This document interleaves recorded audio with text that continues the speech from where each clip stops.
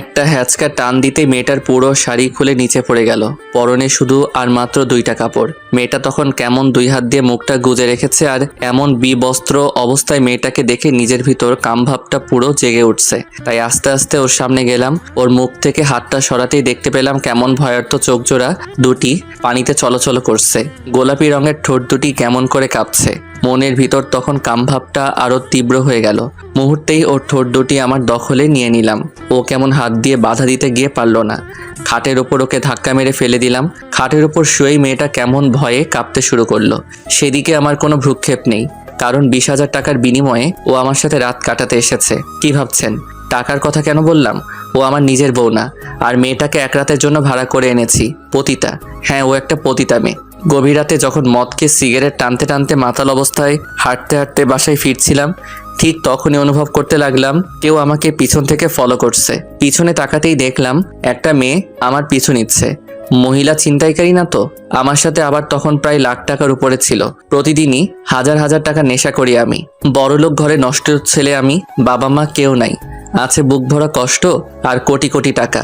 যাই হোক, মেয়েটার দিকে মাতাল অবস্থাতেই তাকালাম। দেখলাম মেয়েটা বোরকা পরে আছে। তখন একটু অন্যরকম লাগতে শুরু করলো। এই মেয়ে, এভাবে পিছু নিচ্ছিস কেন? কিরে, কথা বলছিস না কেন? মেয়েটার এমন চুপ করে থাকার কারণে বিরক্ত নিয়ে চলে আসতে লাগলাম। একটু পরেই দেখলাম মেয়েটা আবারও আমার পিছু নিচ্ছে। ওই মেয়ে, তোর সমস্যা কি বলতো? কিছু বলতে গিয়ে থেমে গেল। কি বলবি বল, নয়তো আমার পিছু ছাড়। আমাকে কিছু টাকা দিবেন? টাকা চাওয়ার কথা শুনে একটু অবাক লাগলো। তোকে টাকা দেবো কেন, আর কত টাকা দিব? জি 10,000 দিলেই হবে। তোকে এতগুলো টাকা কেন দিতে যাব? আমার কি লাভ এতে? কথাটা শুনে মেয়েটা একটা দীর্ঘশ্বাস ফেললো, আর তারপরই বলল, বিনিময়ে আপনি আমাকে সারা রাতের জন্য পাবেন। লাগবে না, তোকে টাকা দিতে পারবো না। বলেই হাঁটতে যাব, ঠিক তখনই ও আমার পায়ে পড়ে গেল আর অনেক কান্না শুরু করে দিল। প্লিজ আপনি না করবেন না, টাকাটা আমার অনেক প্রয়োজন। আর আমাকে দেখলে আপনি হয়তো না করবেন না, কারণ আমার ভেতর রূপ যৌবন সব আছে। প্লিজ আপনি না করবেন না। 10,000 টাকা না দিলে 5,000 টাকাই দিন, টাকাটা আমার অনেক দরকার, প্লিজ। তো দেখি তো তুই কেমন দেখতে। বলার পরই মেয়েটা বোরকার নিকাবটা খুলে ওর মুখটা বের করলো। মুখটা খুলতেই আমি কেমন অবাক হয়ে গেলাম। চেহারাটাতে এত পরিমাণ মায়া যে যেটা লিখে প্রকাশ করতে পারবো না। পূর্ণিমার চাঁদের চেয়েও সুন্দর। এমন একটা মেয়ে কিভাবে নিজেকে টাকার বিনিময়ে এভাবে অন্যের হাতে তুলে দিচ্ছে, ভাবতেই অবাক লাগছে। যাই হোক, মেয়েটাকে আমার হেব্বি লাইক হয়েছে। তাই 10-এর পরিবর্তে 20,000 টাকা দিব বলেই মেয়েটাকে আমার বাসায় নিয়ে গেলাম। আজ সারা রাত ভোগ করব, এমন একটা সুন্দরী মেয়েকে ভোগ করব ভাবতেই মনের ভিতর কেমন খুশিতে নাচতে লাগলো। মদের নেশার চাইতেও তখন এই মেয়েকে ভোগ করার নেশাটাই আমার বেশি জাগ্রত হলো। যাই হোক, অযথা টাইম নষ্ট করা যাবে না। এবার গল্পে আসা যাক। মেয়েটাকে খাটের উপর ফেলে দিয়েই ওর উপরে শুয়ে পড়লাম। ও বাধা দিতে গিয়েও পারল না, শুধু চোখ দুটি বন্ধ করে রেখেছে। আর ওর ঠোঁট দুটি তখন এমনভাবে কাঁপতে শুরু করলো যে যেটা লিখে প্রকাশ করতে পারবো না। ওর কাঁপা কাঁপা ঠোঁট দুটি আবারও নিজের দখলে নিয়ে নিলাম। ও আবারও কেমন করে একবার আমার দিকে অসহায় দৃষ্টিতে তাকালো, তারপর আবারও চোখ দুটি বন্ধ করে ফেললো। ওর নাকের গরম বাতাস আমার মুখের উপর পড়ছে, পাগল করে তুলছিল আমায় তখন। ওই সময় ওর ঠোঁটের উপর আরো বেশি ঝড় বইতে লাগলো। ওর পুরো শরীরটা কেমন গলাকাটা মুরগির মতো ছটফট করতে লাগলো। আর তখনই মেয়েটা নিজেকে কেমন আমার কাছ থেকে ছুটিয়ে নিল। আর তখনই ও বিছানা থেকে উঠে রুমের এক কর্নারে চলে গেল। আর তখন ওর চোখ দিয়ে কেমন অশ্রু ঝরতে লাগলো। তারপরই আমাকে কাঁপা কাঁপা কণ্ঠে মেয়েটা বলতে লাগলো, আমাকে কি একটু সময় দেওয়া যাবে? যদি আপনি দয়া করে আমাকে একটু সময় দিতেন। একদম ভয়ে কাতর হয়ে কাঁপা কাঁপা কণ্ঠে। মেয়েটার এমন আচরণ দেখে আমি একদমই অবাক হয়ে যাই, কারণ আজ পর্যন্ত অনেক পতিতাকে আমি ভোগ করেছি, কারো মুখে এমন কথা শুনিনি। তবে এই মেয়েটা যেন কেমন, মনে হচ্ছে নিজের ইচ্ছার বিরুদ্ধেও নিজেকে আমার কাছে তুলে দিচ্ছে। আর নয়তো আমি ওকে জোর করে তুলে এনে এগুলো করছি। তারপর ওর প্রতি আমার কোনো মায়া লাগলো না, বরং রাগ হচ্ছিল। আমার খুব ভালো একটা মুহূর্ত নষ্ট করে দিল তখনই। এই পতিতা মেয়ে, এইদিকে আয়। তোদের মতো পতিতাদের এত ছাড় দেবার সময় আমার নেই। 10,000 চেয়েছিস, 20,000 নগদ দিছি। সো আমিও ওই রকমই ভাবে কাজ চালাবো। এইদিকে তাড়াতাড়ি আয়, শালীর পতিতা কোথাকার। যতবারই মেয়েটাকে পতিতা বলেছি ততবারই মেয়েটা কেমন শিউরে উঠেছে। মনে হচ্ছে মেয়েটা প্রত্যেকবারই পতিতা নামক শব্দটা শুনে শক্ট খাচ্ছে। মেয়েটা গুটি গুটি পায়ে আস্তে আস্তে আবারও আমার দিকেই আসছে। আর তখন ওর শরীরটা কেমন কাঁপতেই লাগলো। সুন্দর মুখখানা একদমই লাল বর্ণ ধারণ করছে, চোখের কাজল একদমই লেপটে গেছে। আস্তে আস্তে ও বিছানায় শুয়ে পড়ল আর বলতে লাগলো, আপনি আপনার কাজ শুরু করে দেন, এমনিতেই আপনার অনেক টাইম আমি নষ্ট করে দিছি। বলেই মেয়েটা কেমন অসহায় চোখে আমার দিকে তাকিয়ে আছে। সেদিকে আমার কোনো ভ্রুক্ষেপই নেই। আমার দরকার মেয়েটার শরীর। এত সুন্দরী একটা মেয়েকে কোনোভাবেই হাতছাড়া করা যাবে না। আমাকে ওকে ভোগ করতেই হবে। সুন্দরী মেয়েদের অহংকার অনেক বেশি, তাই তাদেরকে সুযোগ পেলে আমি কখনোই ছাড় দেই না। আর এর একটা কারণও আছে। যাই হোক, আমি সময় নষ্ট করব না। আমি আবারও বিছানায় গেলাম, আর তখনই ওর ফোনটা বাজতে লাগলো। আর ও তখন আমার দিকে কেমন করে তাকিয়ে আছে। মনে হচ্ছে ফোনটা ওর অনেক জরুরি। আর আমার ভয় এসে ধরছে না, ফোনটা একের পর এক বাজতেই লাগলো। ও কেমন পাগলের মতো দিশেহারা হয়ে গেল। একবার ফোনের দিকে তাকাচ্ছে, আরেকবার আমার দিকে। তখনই বললাম, এই পতিতা মেয়ে, ফোন ধর আর স্পিকার বাড়িয়ে দিবি। যদি তোর অন্য দলবল হয় তাহলে কিন্তু তোকে এখানেই শেষ করে দিব। ফোন ধরে লাউড দে। ও মাথাটা নাড়ালো, আর ফোন ধরার অনুমতি দেবার পর মেয়েটা অনেক খুশি হলো। চোখে পানি থাকার পরও ঠোঁটের কোণে একতরফা একটু হাসি ফুটলো। তখন মেয়েটাকে সত্যি পরিদের চেয়েও হয়তো বেশি সুন্দর লাগছিল। ফোন ধরতেই ওপাশ থেকে কান্নার আওয়াজ ভেসে আসছে। মারে, তুই কই গেছস? আমি আর বাঁচুম না রে মা। ডাক্তার কইছে আমারে বাঁচাইতে হলে মেলা টাকা পয়সা লাগবো, আর আমাকে তো এত টাকা পয়সা নাই। তুই তাড়াতাড়ি আয় মা। ডাক্তার আমারে হাসপাতালে থেকে টাকার লইগা বাইরে বের কইরা দিছে। টাকা দিতে পারলে আমার চিকিৎসা করব, নয়তো আর করব না। না মা, তোমার কিচ্ছু হইব না। আমি তোমারে বাঁচামু। তোমার কিচ্ছু হইতে আমি দিমু না। দরকার পড়লে নিজের শেষ করে দিমু, তবু আমার বেহেস্তকে, মাকে টাকার জন্য শেষ হতে দিমু না। তুমি একটু সহ্য করো, আমি টাকা নিয়ে আসতেছি। তুই কই রে মা? এত রাইতে তুই বাইরে কেন? ভালা মাইয়ারা তো এত রাইতে বাইরে থাকে না। আর তুই যদি খারাপ কিছু করস তাহলে কিন্তু আমি এখনই নিজের শেষ কইরা দিমু। না মা, আমি খারাপ কিছু করছি না। আসলে শহরে একটা আঙ্কেলের কাছে আসছি। উনি তোমার এই কথা শুনে অনেকগুলো টাকা দিছে, আর টাকাগুলো নিয়েই আসতেছি। আর অনেক দূরের রাস্তা তো, তাই আসতে অনেক দেরি হইতেছে। আমি আসতেছি মা, তুমি আর একটু অপেক্ষা করো। বলে ফোনটা কেটে দিল, আর কেমন করে কান্না করতে লাগলো। বারবারই ও চোখ মুছে নিজেকে ঠিক করে আমার কাছে বিলিয়ে দিতে চাচ্ছিল, কিন্তু ওর চোখের পানি কোনোভাবেই থামছে না। ওর এই কথাগুলো শুনে মুহূর্তে আমি কোনো পাথরের মূর্তি হয়ে গেলাম। আমি কি করছিলাম? এমন একটা অসহায় মেয়েকে আবিচ্ছি। তুই এতটা খারাপ কিভাবে হইলি? তুই তো একটা সময় এমন ছিলি না। তুই তো একটা সময় প্রত্যেকটা মেয়েকে অনেক সম্মান আর শ্রদ্ধা করতি। আর সেই আবিদ তুই কিভাবে মেয়েদের প্রতি এত নীচ হতে পারলি? ভাবতেই বুকটা ফেটে যাচ্ছে। ঘৃণায় নিজেকে শেষ করে দিতে ইচ্ছে করছে। হঠাৎই মেয়েটা বলে উঠল, আপনার টাইম নষ্ট হচ্ছে তো, প্লিজ আপনি আপনার কাজ শুরু করুন, আমি প্রস্তুত। মেয়েটার দিকে তাকাতেই দেখলাম চোখ দুটো কেমন কালো কাজলে লেপ্টে আছে, মুখখানে কত মায়া জুড়ে আছে। আর সেই মুখটা কিভাবে আমার দিকে কেমন অসহায়ভাবে তাকিয়ে আছে। মেয়েটার প্রতি হঠাৎ এত মায়া হচ্ছে কেন? কেন ওর মুখটাকে খুব আপন মনে হচ্ছে? ওর কাছ থেকে একটু দূরে সরে গিয়ে সোফায় বসলাম, আর তখনই একটা সিগারেট ধরালাম। সিগারেট টানতেছি আর ভাবতেছি মেয়েটার মায়ের কি এমন হয়েছে যার কারণে ও এমন একটা পথ বেছে নিছে। কাজ করেও তো পারতো নিজের মায়ের চিকিৎসা করাতে। ভাবতেই সিগারেট টানতে লাগলাম। তখন খেয়াল করলাম মেয়েটা কেমন কাশতে লাগলো।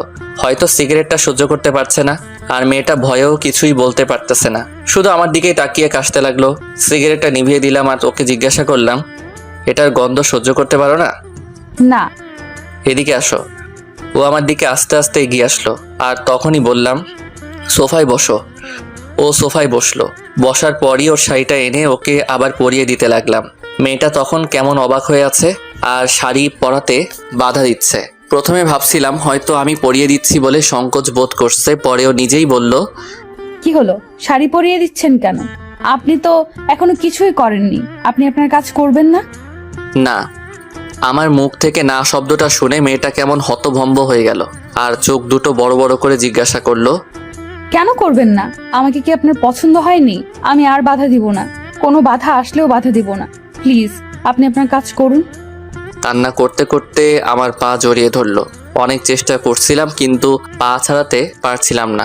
একটা মেয়ে কতটা মায়ের পাগল হলে, কতটা মাকে ভালোবাসলে মাকে বাঁচানোর জন্য নিজের সবকিছু অন্যের হাতে নিজের ইচ্ছায় এইভাবে বিলিয়ে দিতে পারে, সেটা এই মেয়েটাকে না দেখলে কখনোই বুঝতাবি না। দেখো, এই মুহূর্তে আমি কোনো কাজ করার মুডে নাই। আমি এখন কিছুই করব না। প্লিজ আপনি না করবেন না। টাকাগুলো আমার খুব দরকার। তাছাড়া আপনি নিজেই একটু আগে শুনেছেন আম্মু কি বলছে। টাকা না ছাড়া আম্মুকে বাঁচানো যাবে না। যে কোনো মূল্যে আমার টাকা লাগবেই। আচ্ছা, তোমার মায়ের কি এমন হয়েছে যার কারণে তুমি এই পথ বেছে নিছো? মেয়েটা তখন হাউমাউ করে কান্না করে দিল, আর কেমন ফুপিয়ে ফুপিয়ে বলতে লাগলো, আমার মায়ের লিভার ড্যামেজ হয়ে গেছে। ডাক্তার বলছে মাকে বাঁচাতে অনেক টাকা লাগবে। বলছিলাম অনেক টাকা লাগবে। কিন্তু কাজ করেও তো তুমি টাকা জোগাড় করতে পারতে, এই পথে আসলে কেন? মেয়েটার এমন অদ্ভুত হাসি দেখে অনেকটা অবাকই হলাম। জিজ্ঞাসা করলাম, হাসছো কেন? সুষ্ঠু সুন্দরভাবে কাজ করার অধিকার হয়তো সৃষ্টিকর্তা কোনো সুন্দরী মেয়েকে দেয়নি, আর এই পথে আসতে আমাকে এই সমাজের মানুষ বাধ্য করেছে আমার ভাগ্য। কিভাবে? আচ্ছা, তোমার এই পথে আসার গল্পটা আমাকে বলবে? খুব শুনতে ইচ্ছা করছে। পতিতাদের জীবন কাহিনী শুনে আপনি কি করবেন? শোনার ইচ্ছা, প্লিজ বলো। মেয়েটাকে অনেক রিকোয়েস্ট করার পর মেয়েটা রাজি হলো। ওপরের দিকে তাকিয়ে মেয়েটা একটা দীর্ঘশ্বাস ফেললো, আর তারপরই বলতে লাগলো, জানেন, ছোটবেলায় আমার বাবা মারা যায়। তারপর থেকে আমার মা আমাকে মানুষের মতো মানুষ করার জন্য অনেক পরিশ্রম করে। নিজে না খেয়ে আমাকে খাওয়াতো, নিজে কষ্ট করে আমার লেখাপড়া চালাতো। হঠাৎ করে একদিন বাসায় এসে দেখি মা অজ্ঞান অবস্থায় মাটিতে পড়ে আছে।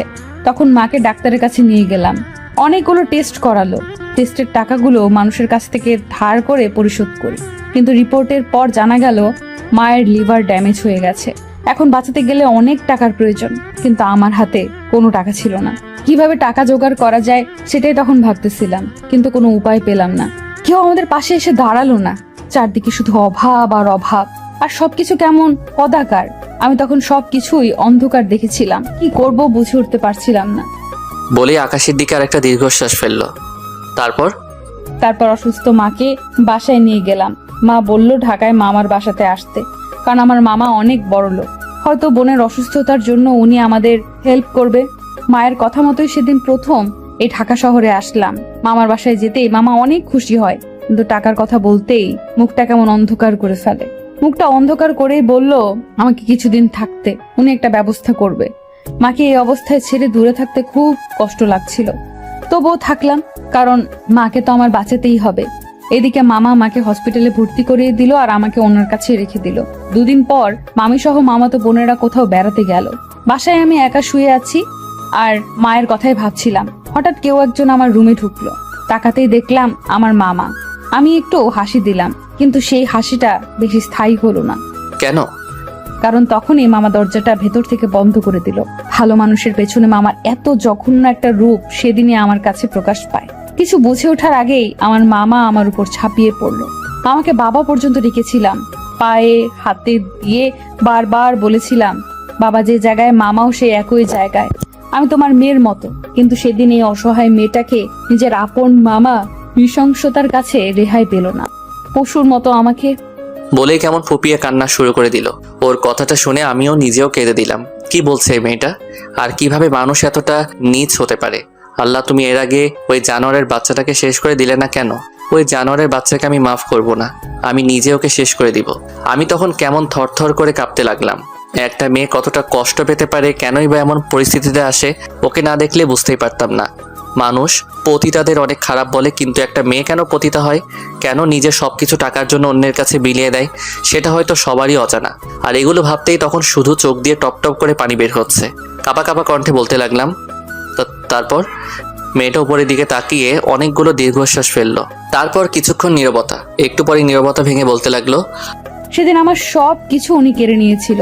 প্রচন্ড ব্যথায় সেদিন বিছানা থেকে উঠতে পারিনি। ওনার হিংস্রতা এতই বেশি ছিল যে আমাকে একটুও ছাড় দেয়নি। ওনার কাজ শেষে আমাকে একটা কথাই বলেছিল, তোকে ভোগ করে অনেক আনন্দ পেলাম, আর মনে রাখিস সেগুলো যদি কাউকে বলিস তাহলে এই ভিডিওটা দেখ। আমাকে তখন একটা ভিডিও দেখালো যেটাতে আমার হিংস্রতাকেই দেখতে পেলাম।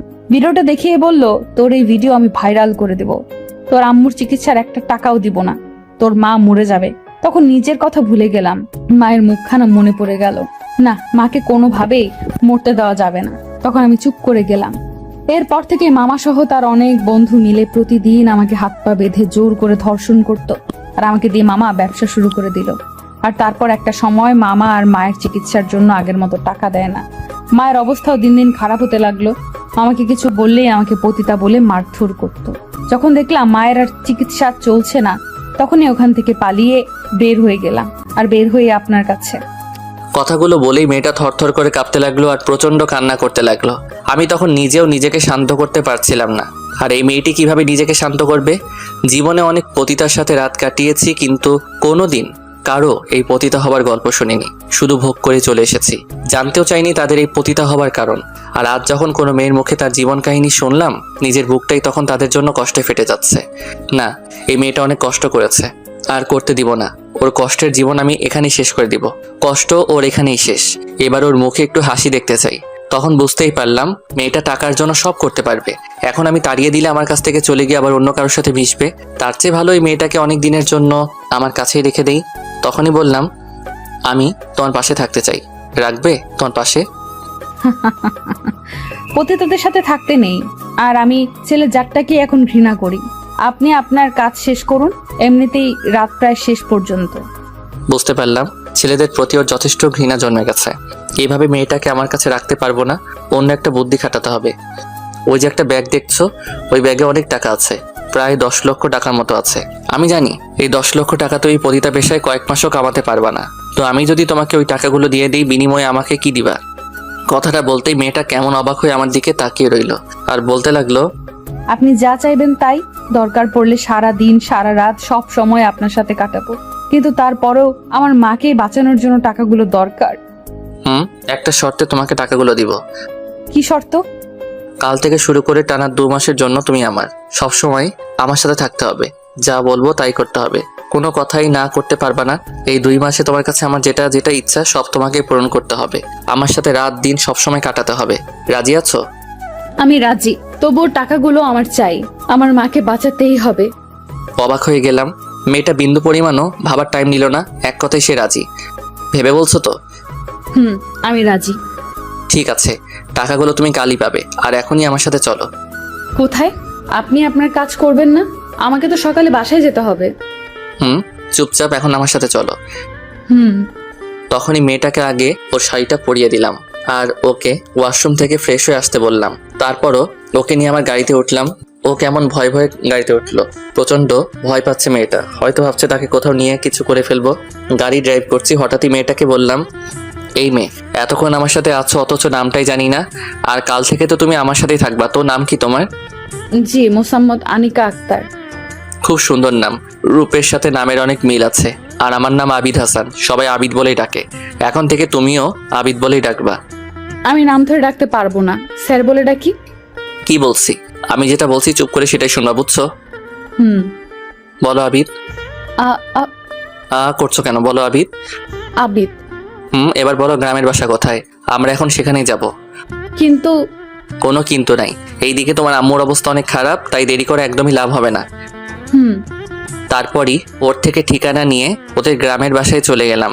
যেতে যেতে প্রায় সকাল হয়ে গেল, আর ওর আম্মুকে ওখান থেকে নিয়ে আসলাম।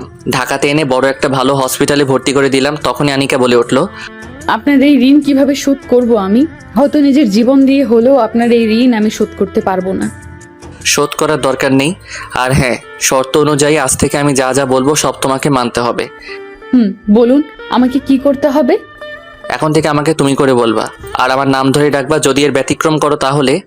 এই না, আপনি যেটা বলবেন সেটাই করব। আবার আপনি? তুমি। তোমার আম্মু এখন ঘুমাবে, ডাক্তার ওনাকে ঘুমের ওষুধ দিচ্ছে। আনিকাকে নিয়ে বাসায় আর আসলাম না, একদম কাজী অফিসে চলে গেলাম। কাজী অফিস দেখে আনিকা বলে উঠলো, কাজী অফিসে কেন? আর কার বিয়ে? তোমার আর আমার বিয়ে। মানে? তুমি আমার কাছে 2 মাস পর্যন্ত আছো, আর আমি তোমাকে পতিতা পরিচয় আমার বাসায় রাখতে পারবো না। সো 2 মাসের জন্য আমার বউ হয়ে থাকবা। কথাটা শোনার পর আনিকা কেমন থ হয়ে গেল। 2 মাসের জন্য বিয়ে? আমি পারবো না এই বিয়ে করতে। দেখো, শর্ত অনুযায়ী তোমাকে করতেই হবে। আর আমার সাথে 2 মাস ওইভাবে মেলামেশা করলে পাপের পরিমাণটা অনেক বেশি হবে, আর এইভাবে করলে সেটা আর হবে না। হাসছো কেন? হাসবো না তো কি করব? তোমরা বড় লোকরা পারো বটে, তোমাদের কাছে সবকিছুই কেমন পুতুল খেলা মনে হয়। আর আমাদের পুতুল ভেবে কত কিছুই না করছো, সবই টাকা। তবে কষ্ট নেই, আমি পুতুল হয়ে তোমার খেলায় থাকতে রাজি আছি, কারণ এত কিছু জানি না, চলো। তারপর আনিকার সাথে শর্ত মোতাবেক বিয়েটা হয়েই গেল। 2 মাসের জন্য একটা পতিতা মেয়েকে বিয়ে করে নিলাম। ওকে নিয়ে বাসায় চলে আসলাম। আপাতত একটা বাসর সাজালাম। বাসর ঘরে আনিকা বসে আছে। ঢুকতেই আমাকে সালাম করলো। আরে আরে, সালাম করছো কেন? বাসরাতে বাঙালি মেয়েদের এটাই করতে হয়। তবে এটা তো মাত্র কয়েকদিনের বিয়ে, তাই না? তবে একটা কথা মনে রাখবে, বাঙালি মেয়েদের বিয়ে বিয়েই, সেটা শর্তের কয়েকদিনের জন্যই হোক বা সারা জীবনের জন্য। তারপরে আনিকাকে বিছানায় উঠালাম আর জিজ্ঞাসা করলাম, একটা সত্যি কথা বলবে? হুম। আচ্ছা, বাসরাতে তোমার কি কি ইচ্ছা ছিল? হাসছো কেন? আপনি আমাকে ভোগ করবেন তো করেন, এত নাটকের কি দরকার? একদম চুপ করে থাকবা। আমি যেটা বলছি সেটা বলো। আমি একটা ভাড়াটে পতিতা, আমার কোনো ইচ্ছে নেই। তবে বাঙালি প্রত্যেকটা মেয়েদের খুব ইচ্ছা বাসর রাতে লাল বেনারসি পরে স্বামীর ঘরে যাবে, তার সাথে নিজের সব কিছু ভাগাভাগি করে নিবে, আর তার সাথে অনেক গল্প করবে, আর সব সময় তার স্বামীর বুকে মাথা রেখে ঘুমাবে, কখনোই আলাদা হবে না। কথাগুলো বলেই মেয়েটা কেমন একটা দীর্ঘশ্বাস ফেললো। একটা জিনিস খেয়াল করলাম, মেয়েটা বেশিরভাগ টাইমই দীর্ঘশ্বাস ত্যাগ করে। বুকের ভিতর কতটা কষ্ট থাকলে একটা মেয়ে বারবার এমন করতে পারে সেটা হয়তো আমার ধারণার বাইরে। যাই হোক, মেয়েটাকে এত কষ্ট আর পেতে দিব না। তখনই আনিকাকে বললাম, খুব ভালো ধারণা আছে তো তোমার, কাজে লাগানো যাবে। কিসের কাজ? না কিছু না, তবে আজকে কিন্তু তোমাকে আর ছাড়বো না, বাসর রাত বলে কথা। হাসছো কেন? আমার জন্য আর বাসর রাত? আমার মতো পতিতাদের সাথে তো প্রতিদিনই। ওই একদম চুপ। আজ থেকে মুখে যেন পতিতা নামটাও যেন না আসে, আসলে খুব খারাপ হবে। দেখো, সত্যিটা তো আমাকে বলতেই হবে। বলো, কিন্তু আপাতত তুমি আমার বউ, সো আমার বউয়ের মতোই তোমাকে থাকতে হবে। হায় রে বউ, তাও আবার 2 মাস। ওর কথাটা শুনে একটু অবাকই হলাম। তারপরে ওকে বললাম, 2 মাস হোক আর 2 দিন হোক, এখন তো তুমি আমার বউ, আর এই 2 মাস তোমাকে আমার স্ত্রীর পরিচয় থাকতে হবে। বলতেই মেয়েটা কেমন অবাক দৃষ্টিতে আমার দিকে তাকিয়ে আছে। তারপর ওকে খাট থেকে নিচে নামালাম আর হাত ধরে টানতে টানতে বাইরে নিয়ে যেতে লাগলাম। ও শুধু অবাক হয়ে আমার দিকে তাকিয়ে আছে আর হঠাৎই বলে উঠল, আমাকে কি কোথাও নিয়ে যাচ্ছ? আমার সাথেই চলো। কোথায়? আমার সাথে গেলেই বুঝতে পারবা। তারপরে মেয়েটাকে ছাদে নিয়ে গেলাম। অনেক রাত দেখে মেয়েটা একটু ভয় পেয়ে গেল, কিন্তু ছাদে উঠতেই, ওয়াও, কি সুন্দর ফুলের বাগান, আর আকাশে কত সুন্দর চাঁদ উঠেছে। বলেই মেয়েটা আমার হাত থেকে ছুটে ছাদের উপর কেমন নিজেকে মুক্ত পাখির মতো মেলে ধরলো। ও একবার ফুলগুলোকে ধরছে আর একবার চাঁদের দিকে তাকিয়ে মিটিমিটি হাসছে। রাতে চাঁদের আলোতে গোলাপ ফুলগুলোর সৌন্দর্য আনিকার সৌন্দর্যের কাছেও হার মানছে। চাঁদের আলোতে মেয়েটাকে কেমন অপূর্ব সুন্দর লাগছে। সত্যি তখন আমি অনেক খুশি হয়ে গেলাম, কারণ মেয়েটা আজ খুব খুশি। তখন আকাশের দিকে তাকিয়ে আল্লাহকে মনে মনে একটা ডাক দিয়ে বললাম, আল্লাহ, এই মেয়েটাকে যেন সবসময় এমন হাসি খুশি রাখতে পারি, আর কখনোই যেন ওকে কষ্ট না দেই। বলেই মেয়েটার দিকে তাকালাম। ঠিক তখনই দেখলাম মেয়েটা এক জায়গায় কেমন জড়সড় হয়ে কান্না করতে লাগলো। হঠাৎ করে ওর এমন আচরণ দেখে ভয় পেয়ে গেলাম, আর ও তখন আমার সামনে এসেই বলতে লাগলো, প্লিজ আমাকে এখান থেকে নিয়ে যাও, আমার সহ্য হচ্ছে না। হঠাৎই ওর মুখে এমন কথা শুনে আরো বেশি অবাক হয়ে গেলাম। একটু আগে যে মেয়েটা অনেক হাসি খুশি ছিল, আর মুহূর্তেই ওর কি হয়ে গেল? নিজের পুরনো খারাপ অতীতটা তাকে কষ্ট দিচ্ছে না তো? এই মেয়ে, কান্না করছো কেন? কথা বলো। আমাকে এখান থেকে নিয়ে যাও। কিন্তু কেন? আমার মতো একটা পতিতা এমন নিষ্পাপ ফুল ছুঁতে পারে না, আর এই চাঁদের আলো আমার মতো বাজে মেয়ের উপর মানায় না, কেমন কদাকার দেখায়। বলেই মেয়েটা কান্না করতে লাগলো। এই তুমি এগুলো কি বলছো? একদম উল্টাপাল্টা বলবে না, এখন থেকে তুমি আমার বউ। বলেই ওর চোখের পানিটা মুছে দিলাম আর ওর কপালে ঠোঁটের উষ্ণতা এঁকে দিলাম। মেয়েটা তখন শুধু নির্বাক হয়ে আমার দিকে অবাক চোখে তাকিয়ে রইল। আর তখনই মেয়েটাকে নিজের সর্বোচ্চ শক্তি দিয়ে জড়িয়ে ধরলাম, আর ও তখন কেমন কেঁপে উঠল। যখন আমার কাছ থেকে ওকে ছুটালাম, তখন ও কেমন করে যেন আমার দিকে তাকিয়ে আছে। হয়তো আনিকা ভাবছে ওর সাথে আমি যা করছি সবই ওকে ভোগ করার জন্য, বা তার অসহায়ত্বর সুযোগ নেওয়ার জন্য। কিন্তু আমার মনে শুধু একটা কথাই, যতদিন বেঁচে থাকবো কোনোভাবেই আর এই মেয়েটাকে কষ্ট দিব না, সব সময় ওর পাশে থাকবো। ওকে নিয়ে ঘরে চলে আসলাম আর বিছানায় শুয়ে পড়লাম। আনিকা তখন আমার পাশে শুয়েছিল, আর তখনই আনিকার কথাটা মনে পড়লো। একটু আগে বলেছিল বাঙালি মেয়েরা চায় সবসময় তার স্বামীর বুকে মাথা রেখে ঘুমাতে, হয়তো ওরও এমনটাই ইচ্ছে ছিল। যাই হোক, তখনই আনিকাকে জড়িয়ে ধরলাম, আর ও একদম চুপ হয়ে শুধু আমাকে দেখছিল। তখন ওর মাথাটা আমার বুকে রাখতে বলে ওকে জড়িয়ে ধরে ঘুমিয়ে পড়লাম। সকালবেলা ঘুম ভাঙতেই দেখলাম মেয়েটা এখনো ঘুমিয়ে আছে। আহ, কি নিষ্পাপ মুখ, একদম ছোট বাচ্চাদের মতো করে ঘুমিয়ে আছে। তখন ওর কপালে আলতো করে একটা চুমু দিতেই ও কেমন জেগে উঠলো, আর আমার দিকে একবার তাকিয়েই নিচু হয়ে গেল। তারপর দুজনে ঘুম থেকে উঠলাম, ফ্রেশ হয়ে খেয়ে দুজনেই হাসপাতালে আনিকার আম্মুর কাছে চলে গেলাম। ওর আম্মু তখন ঘুমাচ্ছিল, ওকে হসপিটালে রেখেই চলে আসলাম। আর আসার আগে ওকে বলে এসেছি কোনো কারণেই যেন বাইরে বের না হয়, সবসময় আম্মুর পাশে যেন থাকে, আর কোনো কিছু লাগলে আমাকে যেন ফোন দেয়। মেয়েটা শুধু মাথা নাড়ছিল। আমি অফিসে চলে গেলাম। আজ অনেক দিন পর অফিস যাচ্ছি। সবাই আমাকে দেখে আজ একটু বেশিই অবাক, কারণ অনেক দিন অফিসে যাই না। যাই হোক, আনিকাকে নিজের লাইফে জড়ানোর সাথে সাথেই ভাবলাম নিজেকেও ঠিক করে ফেলি, ভালো হয়ে যাই, আর ওকে নিয়ে সুখেই থাকি। 15 দিন পর আনিকার আম্মু এখন অনেকটাই সুস্থ, কিন্তু আরও কিছুদিন হসপিটালে থাকতে হবে আর একটা অপারেশন করতে হবে। ওই অপারেশনের ওপরে নির্ভর করবে ওর আম্মু বেঁচে থাকবে নাকি পৃথিবী থেকে বিদায় নিবে। তবে ডাক্তার যতটা আমাকে বলেছে, বেঁচে যাবার সম্ভাবনাই বেশি। আর এই কথাগুলো আনিকা জানে না। সে জানে ওর আম্মু সুস্থ আছে আর খুব শীঘ্রই আবার আগের মতো হয়ে যাবে। আনিকা আমার লাইফে আসার পর আমি অনেক পাল্টে গেলাম। আমার অফিস সবকিছু এখন নিয়মিত চলে। তবে এখনও আমার একটা ভালো কাজ বাকি আছে, সেটা হলো আনিকার মামা ওই জানোয়ারের বাচ্চাটাকে শেষ করে দেওয়া। এখন প্রতিদিনই আনিকা আমার বুকে মাথা রেখে ঘুমায়, খুব শান্তি লাগে মনে। কিন্তু সবকিছুর ভিতরে আনিকা কেমন অস্বস্তি ফিল করতো। এই তো সেদিন রাতের বেলা। আনিকা, তুমি কি কাল আমার সাথে আমার অফিসে যাবে? কেন? না, বলছিলাম কি, আমার সাথে একটু ঘোরাঘুরি করলে হয়তো তোমার ভালো লাগতে পারে। ভালো ভালো বলতে আমার জীবনে কিছুই নেই, সবই অন্ধকার। তবে আমার জন্য তোমাকে চিন্তা না করলেও চলবে। তুমি নিজের জন্য চিন্তা করো।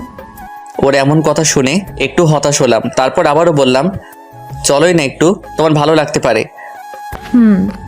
পরের দিন সকালে আনিকাকে নিয়ে অফিসে গেলাম। সবাই কেমন আমাদের দিকে হা করে তাকিয়ে আছে।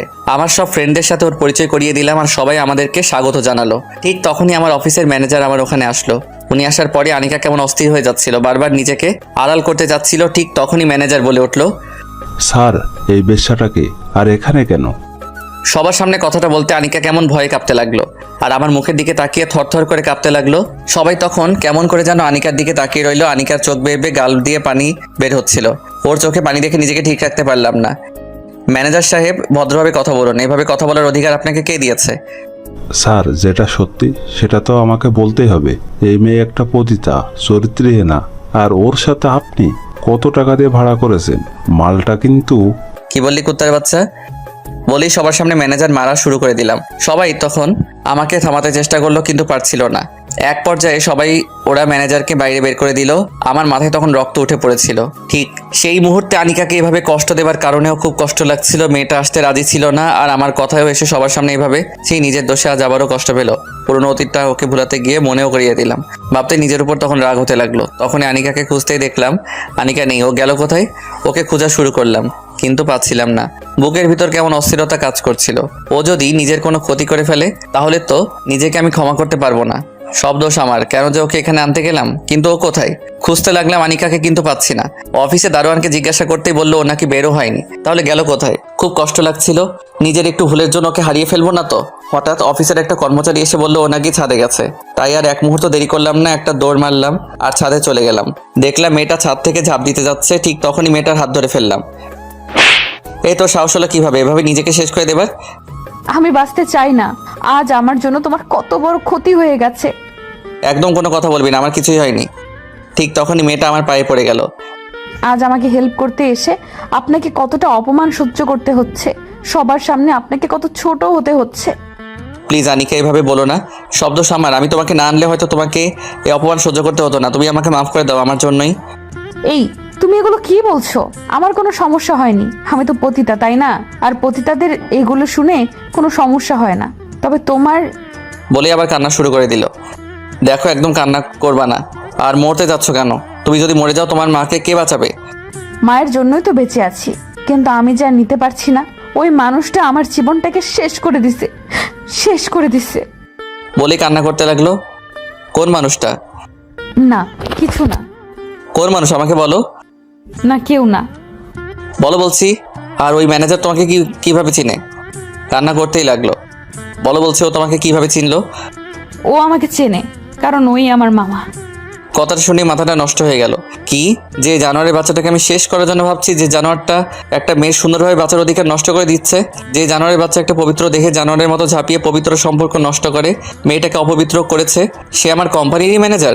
তাকে তো আমি শেষই করে দিব। মৃত্যুর যন্ত্রণা যে কতটা কষ্টের তাকে আমি বুঝিয়ে দিব। তুই মরার জন্য প্রস্তুত হ, কুত্তার বাচ্চা। আমাকে এই অন্ধকারে তুলে আনার কারণ কি? আর আপনি কে? তোর জম। আপনি সামনে আসুন আর আমাকে প্লিজ ছেড়ে দিন। আমাকে কেন তুলে এনেছেন? কেউ লাইটটা অন করো। ঠিক তখনই লাইট অন হয়ে গেল। আর লাইট অন হতে উনি বলে উঠলো, স্যার, আপনি? ম্যানেজার সাহেব কেমন আছেন? খুব খুব ভালো। আচ্ছা ম্যানেজার সাহেব, এভাবে ঘামছেন কেন? আমাকে লোক দিয়ে কেন উঠিয়ে এনেছেন? শুধুমাত্র কিছু হিসাব নিকাশের জন্য। ওইগুলো তো অফিসে মেটাতে পারতেন, আর আমি সব হিসাব তো আপনাকে দিয়ে দিয়েছি। ম্যানেজার সাহেব, অফিসের হিসাব অফিসে দিচ্ছেন, কিন্তু জীবনের হিসাব একটু মিলিয়ে নিব না? মানে কি স্যার? আচ্ছা ম্যানেজার সাহেব, আপনাকে কিছু প্রশ্ন করব। করেন, তবে কি প্রশ্ন? বেশি কিছু না। আচ্ছা ম্যানেজার সাহেব, আপনার ছেলে মেয়ে কয়জন? কেন? যেটা বলছি উত্তর দেন। এক মেয়ে আছে। খুব ভালো। আরেকটা প্রশ্ন, কি? আপনি কি আপনার মেয়েকে রেপ করতে পারবেন? স্যার, মুখ সামলিয়ে কথা বলুন, নয়তো। নয়তো কি? একদম চুপ করে থাকবি জানোয়ারের বাচ্চা, নয়তো এখনই একদম উপরে পাঠিয়ে দিব। আপনি এমন করছেন কেন স্যার? নিজের মেয়েকে রেপ করতে পারবি না, তাহলে কেন নিজের ভাগ্নিকে এই কাজ করলি? সেও তো তোর নিজের মেয়ের মতোই ছিল। আমি কিছু করিনি, আমাকে ছেড়ে দিন, আমি কিছু করিনি। আনিকা, এদিক আসো। বলতে আনিকা আস্তে আস্তে হাঁটতে হাঁটতে সামনে এসে উপস্থিত। আনিকা, ওকে শেষ করে দাও, এই নাও পিস্তল। না, ওকে আমি এটা দিয়ে গুলি করে মারবো না, ওকে আমি দা দিয়ে কুপিয়ে কুপিয়ে মারবো। না মা, আমাকে ছেড়ে দে মা, তুই তো আমার মেয়ের মতো, আমি না তোর মামা, আমাকে মারিস না। ঠিক তখনই আনিকা দা দিয়ে প্রথম আঘাতটা ওর ডান হাতে করলো আর বলল, এই হাত দিয়ে সেদিন আমার গায়ে প্রথম টাচ করেছিস। মা, তুই আমার মা, তুই আমার মেয়ে, আমাকে মারিস না, আমি তোর মামা, আমাকে মারিস না মা। মা, ও মা, আমাকে মারিস না তুই। মা বলছিস? ছি, ওয়াক, থু, তোর মুখে থুতু। কোথায় ছিল তোর মা যেদিন জানোয়ারের মতো একটা অসহায় মেয়ের উপর ঝাঁপিয়ে পড়েছিলি? তুই মাফ পাওয়ার যোগ্য না, যে নিজের ভাগ্নিকে। বলি আরো একটা আঘাত। তারপর আনিকা কেমন পাগলের মতো একের পর এক আঘাত করতেই লাগলো। হয়তো সেদিনের কষ্টের ঝাল আজ খুব ভালোভাবেই নিচ্ছে। মুহূর্তেই ওর মামা শেষ। তারপর আনিকা তখনও উন্মাদের মতোই আঘাত করতেই লাগলো। আর ওই পাপীকে ওখানেই শেষ করে দিলাম। এমন পাপীর কোনো মাফ নেই। সমাজে যারা এমন কাজ করে তারা কুকুরের চেয়েও নিকৃষ্ট। আর এত নিকৃষ্টদের সমাজে বাঁচার অধিকার নেই। ওদের মতো মানুষদের জন্যই সমাজে সৃষ্টি হয় হাজারো পতিতা, ধ্বংস হয়ে যায় হাজারো মেয়ের স্বপ্ন। বেছে নিতে হয় পতিতা বৃত্তিকে, নয়তো আত্মহত্যা করে চলে যেতে হয় পরপারে। আনিকাকে নিয়ে বাসায় চলে আসলাম আর দুজনেই ফ্রেশ হয়ে খাওয়া দাওয়া করলাম। খুব ক্লান্ত, তাই শুয়ে পড়লাম। ঠিক তখনই আনিকাও আমার পাশে শুয়ে পড়লো। আনিকাকে একটা টান দিয়ে বুকের উপরে তুলে নিলাম। ও তখন একদম চুপ করে আছে। এই মেয়ে, বালিশে শুয়েছিলে কেন? তোমাকে বলছি না সবসময় আমার বুকের উপর মাথা রেখে ঘুমাবে? হাসছো কেন? হাসবো না তো কি করব? দুদিন পর তো এমনিতেই বালিশে ঘুমাতে হবে, তাই না? আর তো মাত্র 26টা দিন বাকি আছে, তাই না? এরপরে তো তোমার 2 মাস শেষ। তবে যাই হোক, তোমার প্রতি চিরকৃতজ্ঞ থাকবো।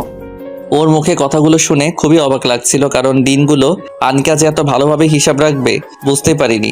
সময় যেতে যেতে যে এতগুলো দিন চলে গেছে সেটাও বুঝতেই পারিনি। কিন্তু ও কি বুঝতেছে না আমি ওকে এখন ভালোবাসি বলেই ওর পাশে আছি? কি হলো আবিদ সাহেব, চুপ কেন? না, এমনিতেই। আচ্ছা, তোমাকে একটা কথা বলবো। বলো। এই যে তুমি সেই প্রথম দিন থেকেই আমার এত উপকার করছো, তারপর আবার শর্ত মোতাবেক বিয়ে করে এতগুলো টাকাও দিয়েছো, আজ আবার আমাকে একটা জানোয়ারকে শেষ করতেও সাহায্য করেছো, এই সবই তো আমাকে ভোগ করার জন্য, তাই না? তাহলে আমাকে তো এখনো ভোগ করোনি, কিন্তু কেন? ওর কথাটা শুনে বুকটা কেমন ধুক করে উঠলো। উপরের দিকে তাকিয়ে একটা দীর্ঘশ্বাস ফেলেই মনে বললাম, ও কি ভাবছে এগুলো? ওকে এখনো বুঝতে পারছে না ওকে ভোগ করার জন্য আমি এগুলো করছি না, ওকে ভালোবাসি বলে এগুলো করেছি। তখনই ওকে নরম সুরেই বললাম, জানো আনিকা, সবকিছু মানুষ ভোগের জন্য করে না। আর হ্যাঁ, তোমাকে ভোগ করার ইচ্ছা থাকলে তোমার পাশে না থেকেও হয়তো তোমাকে প্রতিদিনই ভোগ করতে পারতাম। আর তুমি আমার সাথে এতগুলো রাত কাটিয়েছো, কিন্তু তোমাকে শুধু আমার বুকের উপর রেখে জড়িয়ে ধরে ঘুমিয়েছি। এছাড়া তোমার সাথে অন্য কোনো ধরনের বিহেভ করিনি, যেটা দিয়ে প্রমাণিত হয় আমি তোমাকে ভোগ করতে চাচ্ছি। আচ্ছা ঘুমাও, এমনিতেই আজ অনেক ক্লান্ত তুমি। তারপরে চুপচাপ ঘুমিয়ে পড়লাম। শরীর ক্লান্ত থাকার কারণে ঘুম খুব তাড়াতাড়ি চলে আসলো। আনিকাকে আজ 5 দিন পর ওর আম্মুর কাছে নিয়ে যাচ্ছি। এর ভিতর মেয়েটা অনেকবার যেতে চাইলেও ওকে যেতে দেয়নি, কারণ এই কয়দিনের ভিতর আনিকাকে গোপন রেখে ওর আম্মুর অপারেশন করিয়ে ফেলেছি। অপারেশন করার আগে খুব ভয় ছিলাম, কারণ একটু এদিক সেদিক হয়ে গেলেই আনিকার আম্মু শেষ হয়ে যেত। আর আল্লাহ না করুক এমন হলেও ও হয়তো আমাকে ভুল বুঝতো, কারণ ওর অগোচরে কাজটা করা ঠিক হয়নি। তবু করালাম, কারণ মেয়েটা বড্ড বেশি মায়ের পাগল। মাকে ছাড়া সবকিছু ওর কাছে অর্থহীন। আর যদি ও জানে ওর আম্মুর অপারেশন হবে তাহলে হয়তো ও নিজেই ঠিক থাকতে পারতো না। তাই একটু বেশি রিস্ক নিয়ে ওর অজান্তেই, যাই হোক ওর আম্মু এখন অনেক ভালো আছে। হাসপাতালে যেতেই ডাক্তার বলে উঠল, আবিদ সাহেব, রোগী আল্লাহর রহমতে অনেক ভালো আছে। সামনের সপ্তাহে ইচ্ছা করলে নিয়ে যেতে পারেন, তবে ওনার দিকে একটু বেশি খেয়াল রাখবেন। অপারেশনের রোগী তো বুঝেনি।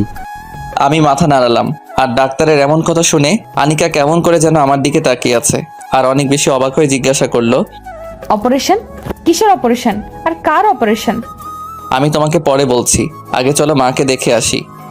না, তুমি আগে বলো কিসের অপারেশন। ঠিক তখনই ডাক্তার বলে উঠল, আসলে আপনার মায়ের একটা অপারেশনের দরকার ছিল, আর ওটা অনেক রিস্কের অপারেশন। তাই আবিদ সাহেব আপনাকে কিছুই জানায়নি, কারণ এতে আপনি অনেক টেনশন করবেন। আর অপারেশনটা না করালেও আপনার মাকে বাঁচানোর কোনো আশা ছিল না, হয়তো তখন উনি মরেই যেতেন। তবে যাই হোক, এখন আপনার মা সম্পূর্ণ বিপদমুক্ত। খুব শীঘ্রই আপনার মা ভালো হয়ে যাবে। বলেই ডাক্তার চলে গেল। আর এইদিকে আনিকার চোখে পানি, আর ও আমার দিকে কেমন অবাক দৃষ্টিতে তাকিয়ে আছে, মনে হচ্ছে আমার উপর কেমন রেগে আছে। আমি তখন আনিকার হাতে ধরলাম আর ওর আম্মুর কাছে চলে গেলাম। ভিতরে যাওয়ার পরই আমাদের কথার আওয়াজ শুনে ওর মা জেগে উঠল। তুই এসেছিস মা? আর তুই এত শুকিয়ে গেছিস কেন? ঠিক মতো খাওয়া দাওয়া করিস না নাকি? তুই যদি এমন করিস তাহলে কিন্তু আমি আর ওষুধ খাবো না। এগুলো বলো না মা, তুমি কেমন আছো? খুব ভালো আছি রে, খুব ভালো। বলেই মা মেয়ে কেমন একে অপরকে জড়িয়ে ধরে কান্না শুরু করে দিচ্ছে।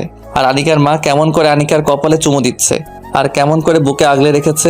ওদের এই দৃশ্যটা দেখে নিজের অজান্তেই চোখ দিয়ে চোখের নোনা পানি বের হয়ে গাল বেয়ে বেয়ে পড়তে লাগলো। আর নিজের বাবা মায়ের কথা খুব মনে পড়তে লাগলো। বাবা মা যে কি জিনিস সেটা যে হারিয়েছে সেই ভালো জানে। খুব মিস করছিলাম বাবা মাকে। আমার মতো এতিমের কাছে যে বাবা মায়ের ভালোবাসার মূল্য কত বেশি সেটা একমাত্র আমি এতিমই জানি। ঠিক তখনই আনিকার মা আমাকে ডাক দিল। বাবা, তুমি কান্না করছো কেন? আসলে মায়ের কথা খুব মনে পড়ছে, আজ খুব মিস করছি। কেন, তোমার বাবা মা কোথায়? না, ছোটবেলায় তারা মারা গেছে, এতিম করে চলে গেছে আমায়। কে বলেছে তুমি এতিম?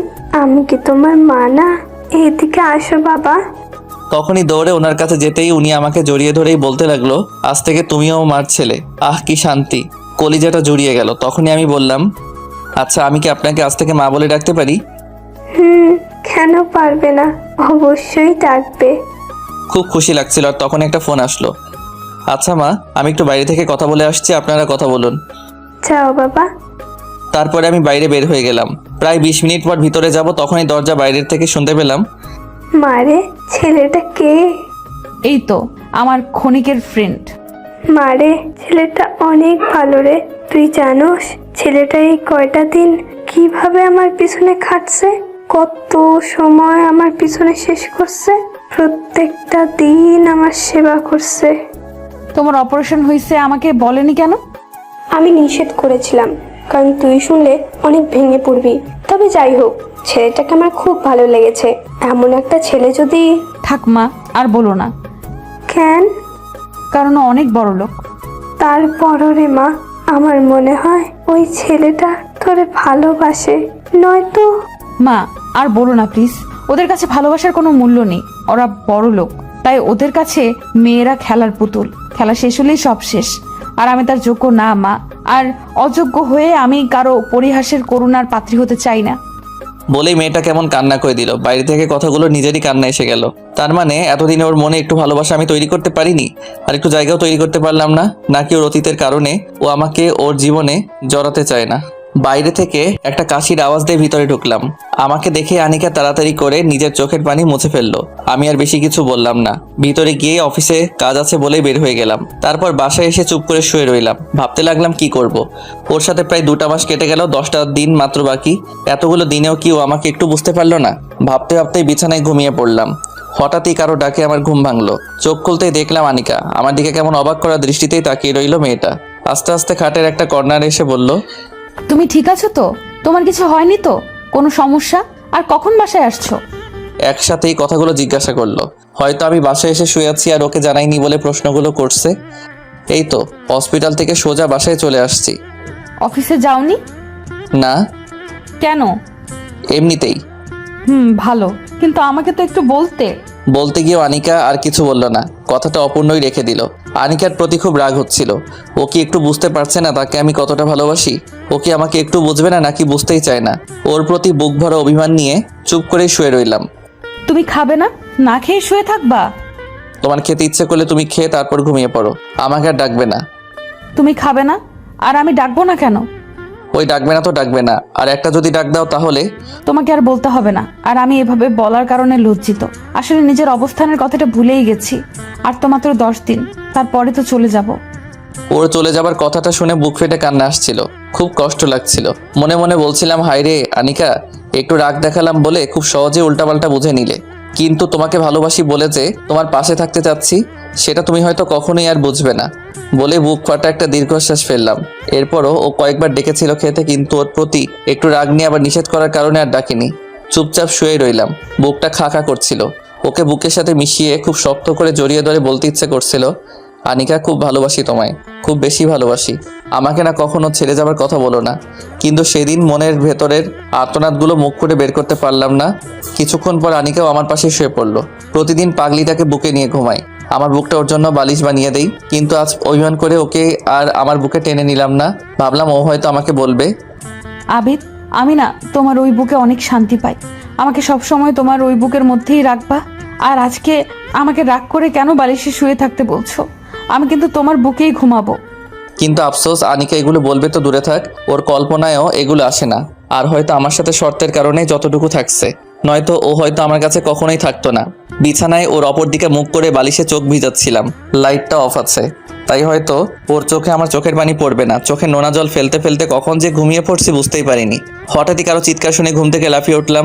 লাফিয়ে উঠতে চাইলেও তখন আমি উঠতে পারলাম না, কারণ এর আগে আনিকা আমাকে খুব শক্ত করে জড়িয়ে ধরে চিৎকার করে কান্না করতে লাগলো আর বলতে লাগলো, প্লিজ মামা, আমাকে ছেড়ে দাও। আমার সর্বনাশ করো না মামা। তুমি না আমার বাবার মতো। তুমি তো জানোই আমার বাবা নেই। প্লিজ আমাকে এই পতিতালয়ে ফেলে যেও না মামা, যেও না মামা। মামা কথাগুলো বলছিল আর মামা মামা বলেই আনিকা চিৎকার করে কান্না করতে লাগলো। আর ভয়ে কাঁপতে কাঁপতে আমাকে অনেক শক্ত করে জড়িয়ে ধরতে লাগলো। হয়তো আমার বুকের ভিতরেও ঢুকেই যাবে, নয়তো আমার সাথে মিশে যাবে। আনিকাকে শান্ত করার জন্য ওকে ডাকতে লাগলাম, কিন্তু ও যেন শুনছেই না। এ আনিকা, আনিকা, তোমার কি হয়েছে? আর কোথায় তোমার মামা? ওনাকে তো তুমি নিজ হাতে শেষ করে দিছো আনিকা। এই দেখো, এখানে কেউ নেই। আনিকা, এই আনিকা, এই দেখো আমি আছি তো, কেউ তোমাকে কিচ্ছু করতে পারবে না। একবার মার দিকে দেখো। অনেক বলার পরে আনিকা ধীরে ধীরে শান্ত হয় আর কেমন অসহায়ের মতো আমার মুখের দিকে তাকিয়ে রইল। বুঝতে পারলাম মেয়েটা হয়তো বাজে কোনো স্বপ্ন দেখে ভয় পাইছে। তখনও ও আমাকে জড়িয়ে ধরেই আছে। ও হঠাৎ কি বোঝে যেন ও নিজেকে ছুটিয়ে নিতে চাইলো, কিন্তু সেটা আর হতে দিলাম না। কারণ সেই মুহূর্তেই আনিকাকে আমি আমার নিজের সমস্ত শক্তি দিয়ে জড়িয়ে ধরে রইলাম। আর ও তখন কিছুই বলল না, শুধু চুপচাপ দেখছে। আনিকার মাথাটা তখন আমার বুকের মাঝে। তখন ওর মুখটা একটু সামনে আনলাম আর আস্তে করে ওর চোখের পানিটুকু মুছে দিলাম। অনেকক্ষণ পর আনিকা যখন স্বাভাবিক হয়, এই পাগলি, তোমার কিচ্ছু হবে না। এই পাগলিটা যে তোমার কিচ্ছু হতে দিবে না, সব সময় এই বুকে আগলে রাখবে, কখনোই আলাদা হতে দিবে না। ও শুধু মাথা নাড়ালো। এই শুনো, আর কান্না না করে চুপচাপ এই পাগলের বুক নামক বালিশটাতে ঘুমিয়ে পড়ো। আমি তোমার মাথায় হাত বুলিয়ে দিচ্ছি, একদম কথা বলবে না কিন্তু। তখন আনিকাকে আমার বুকের মধ্যে রেখে শুয়ে থাকতে বললাম। ও আমার কথা শুনে চুপচাপ তাই করলো। আমি ওর মাথায় হাত বুলিয়ে দিতে লাগলাম। আসলে আনিকার চুলগুলো অনেক সুন্দর। ও যেমন সুন্দর, ঠিক ওর চুলগুলো অনেক বড় বড় চুল। ওর চুলগুলো কাঁধ ছাড়িয়ে ওর কোমরেরও অনেক নিচে চলে যায়। যাই হোক, ওর মাথায় হাত বুলাতে বুলাতে মেয়েটা কখন যে ঘুমিয়ে পড়েছে বুঝতেই পারিনি। ফজরের আজান দিয়ে দিচ্ছে, এখনো ও আমার বুকেই ঘুমাচ্ছে আর আমিও সারা রাত জেগে ওর মাথায় হাত বুলাতেই লাগলাম। একদম ছোট বাচ্চাদের মতো ওকে ঘুম পাড়াইছি আর ছোট বাচ্চাদের মতোই ও ঘুমাচ্ছে। একটা জিনিস তখনই মাথায় আসলো, এতদিন মেয়েটাকে বুকে নিয়ে ঘুমাতাম, একদিনও ও খারাপ কিছু স্বপ্নে দেখেনি, ভয় পাইনি। আর আজ অভিমান করে ওকে বুকে থেকে সরাতেই কেমন আবল তাবল স্বপ্ন দেখে মেয়েটা ভয় পাইছে। আর কখনোই যতই রাগ করি না কেন, ওকে আমার বুক থেকে আলাদা করব না। সকালবেলা ওকে হসপিটালে ওর মায়ের কাছে রেখে অফিসে চলে গেলাম। একটু হাসি খুশি ভাবে বসে আছি, ঠিক তখনই আমার অফিসের কলিগ মিম আসলো। ওর সাথে আমি আবার একদমই ক্লোজ, ভালো ফ্রেন্ড বললেও চলে। মিম এসেই বলল, স্যার একটা কথা বলবো যদি রাগ না করেন? বলো। স্যারকে আজ অনেক খুশি খুশি লাগছে। স্যারকে আজ অনেক খুশি নাকি? না আসলে বুঝতে পারছি স্যার, ব্যাপারটা ভাবিকে নিয়ে, তাই তো? তো কাল পহেলা বৈশাখে ভাবিকে নিয়ে কি কি প্ল্যান আছে? পয়লা বৈশাখ? কে, আপনি কি জানেন না নাকি? কোন দেশে থাকেন স্যার? আরে থাকি তো বাংলাদেশেই, কিন্তু বুঝতে পারছি। আপনি তো চলে গেছেন ভাবির সাথে প্রেমের দেশে, আর যার কারণেই সব ভুলে গেছেন, তাই না স্যার? মাথায় হাত দিয়ে শুধু চুলকাচ্ছি। কি হলো স্যার, ধরে ফেললাম তো? আগে বলেই দুজনে হো হো করে হেসে উঠলাম। তখনই আমি ওকে বললাম, আচ্ছা মিম, পয়লা বৈশাখে তোমার ভাবিকে কিভাবে অনেক খুশি করা যায় বলো তো? আসলে স্যার, বাঙালি মেয়েরা তার স্বামীর কাছ থেকে তেমন কিছুই চায় না, শুধু চায় স্বামীর একটু ভালোবাসা। তবে কাল ভাবিকে নিয়ে বৈশাখী মেলায় ঘুরতে পারেন, এতে ভাবি অনেক খুশি হতে পারে। থ্যাংক ইউ মিম, কিন্তু দুজনে কি কি পরে গেলে ভালো হয়? স্যার, পোশাক বলতে কাল কিন্তু অবশ্যই ভাবিকে সাদা আর লাল রঙের মিশ্রণের একটা শাড়ি, খোপায় ফুল পরে সাজতে বলবেন। আর আপনি সাদা পায়জামা আর একটি লাল ফতুয়া বা পাঞ্জাবি পরে গেলে হয়তো অনেক ভালোই হবে। থ্যাংক ইউ মিম, এত থ্যাংক ইউ বলে অফিস থেকে বের হয়ে সরাসরি মার্কেটে চলে গেলাম। ওর জন্য একটা লাল সাদা মিশ্রণে একটা বৈশাখী শাড়ি সহ সবকিছু কিনে বাসায় গেলাম। বাসায় যেতে যেতে রাত হয়ে গেল। ওকে রাতে কিছুই দেখালাম না। খুব ভালো লাগছে, কাল সারাটা দিন মেয়েটার সাথে কাটাবো। ওর হাত ধরে হাঁটবো, ঘুরবো, অনেক মজা করব। রাতে খুশিতে ঘুমিয়ে আসছে না। আনিকাকে বুকে রেখে শুয়ে পড়লাম আর একটু পরপর ওর দিকে তাকিয়ে মুচকি মুচকি হাসতে লাগলাম। আমার পাগলিটাকে কাল আমি নিজ হাতে সাজাবো, কত সুন্দর লাগবে ওকে। ওর দিকে একটু পরপরই তাকিয়ে মুচকি হাসছিলাম। হয়তো ও আমাকে আজকে পাগল বলবে, কারণ বিষয়টা ও একটু অন্যরকম ভাবে নিচ্ছিল। যেভাবে নিক আমার কি, আমি তো খুব খুশি। অনেক অপেক্ষার পর সকালের আলো ফুটলো আর তখনই সবকিছু ওর সামনে দিলাম। আনিকা, এই নাও। কি এটা? এটাতে বৈশাখী শাড়ি আছে, তুমি পরে এক্ষুনি তৈরি হও, আমি পাঞ্জাবি পরে আসছি। আমি তৈরি হব কেন? আর আমার জন্য এগুলো কেন? আরে বোকা, আজ তো পহেলা বৈশাখ, তোমাকে নিয়ে আজ সারাদিন ঘুরবো। না, আমি যাব না। প্লিজ আনিকা, না করো না, প্লিজ প্লিজ। না, আমি এগুলো পরবো না। ওর এমন কথা শুনে মনটা খারাপ হয়ে গেল। আজ এত আশা করেছিলাম, কত কি ভেবেছিলাম, আর ও সব কিছুই কেমন অগোছালো করে দিল। তাই মন খারাপ করে অন্য একটা রুমে গিয়ে বসে রইলাম। মন চাচ্ছিল সব কিছুই ছিঁড়ে ফেলি, তবে কিছুই করলাম না। মন খারাপ করে বসে রইলাম। হঠাৎই দরজায় চোখ পড়ল। দরজায় চোখ পড়তেই চোখ আসমানে উঠে গেল, কারণ মেয়েটা পোশাকগুলো পরেছে। আনিকাকে যে এতটা সুন্দর লাগবে ভাবতেই পারিনি। ওর দিকে কেমন অবাক চোখে তাকিয়ে রইলাম অনেকক্ষণ পর। এই যে মিস্টার, হা করে থাকবে নাকি আমাকে নিয়ে ঘুরতে যাবে? আনিকা, আমি স্বপ্ন দেখছি না তো? তুমি আমার সাথে যাবে? যাব বলেই তো তৈরি হয়ে এসেছি। ওর এমন কথা শুনে মনের ভিতর লাড্ডু ফুটছিল। তখনই আনিকাকে নিয়ে বাইরে বের হয়ে গেলাম। বৈশাখী মেলায় দুজনে হাতে হাত ধরে অনেকক্ষণ ঘুরছিলাম। সব কাপলদের আর বিবাহিতদের জুটির ভিতর কেমন আমাদের জুটিটাই বেশি ভালো মনে হচ্ছিল। যার সাথে এমন একজন মানুষ আছে, তার জুটি কি খারাপ হতে পারে নাকি? ওর হাত ধরে বৈশাখী মেলার ভিতর হাঁটাহাঁটি করছিলাম। কত শান্তি। আনিকার হাত ধরে আজ হাঁটাহাঁটি করছি। তখনই মনে মনে বলতে লাগলাম, শুভ নববর্ষ। আর এই শুভ নববর্ষ আমার জন্য শুভ দিন। ভাবতেই কেমন খুশিতে মন আনচান করছিল। ঠিক তখনই একটা ছোট বাচ্চা এসে আনিকার কাপড়ের আঁচল ধরে টানতে লাগলো। বাচ্চাটা একদমই খালি গায়ে আর পরনে শুধু একটা শর্ট প্যান্ট, তাও সেটা অনেক নোংরা আর ছেঁড়া। বয়স আনুমানিক 8 থেকে 9 বছর। এইটুকু একটা বাচ্চার এমন অবস্থা দেখলে কান্না বুকটা কেঁপে উঠবে। ওই বাচ্চাটা আনিকার কাপড় ধরে বলতে লাগলো, আফা 2টা টেহা দেন না, খুব ক্ষুধা লাগছে, দেন না আফা 2টা টেহা। চুপ করে বাচ্চাটার দিকে চেয়ে আছে। আফা দেন না 2টা টেহা, খুব খিদা লাগছে। তোমার নাম কি বাবুমণি? সূচনা। তোমার বাবা মা কই? বাপ মা নাইকা। তাহলে থাকো কই? রাস্তার সাইডে। রাতে থাকো কই? স্টেশনের রাস্তার মোড়ে। দেন না 2টা টেহা, অনেক খিদা লাগছে। মেয়েটার সাথে কথা বলছিল আর আনিকার চোখ দিয়ে পানি বের হচ্ছে। আর অপরদিকে আমি অবাক হয়ে তাকিয়ে রইলাম। মেয়েটার কথাগুলো শুনে বুকটা কেঁপে উঠল। বাবা মা না থাকলে জীবন যে কতটা কষ্টের হয় সেটা আমি বুঝি, কারণ আমারও যে বাবা মা নেই। পাঞ্জাবির হাতা দিয়ে চোখটা মুছে ফেললাম। মেয়েটার সাথে কথা বলে আনিকা আমার দিকে তাকিয়ে রইল। আমি বুঝতে পারলাম আনিকা ছোট মেয়েটাকে সাহায্য করতে চাচ্ছে, কিন্তু ওর কাছে তো কোনো টাকা নেই, কারণ আসার পথে ওর টাকা নিয়ে আসেনি, যার কারণে কিছুই দিতে পারছে না। তখনই আমি মাটিতে হাঁটু গেড়ে, সূচনা সাহেব 2টা টেহা দেন। আমার সাথে যাবে?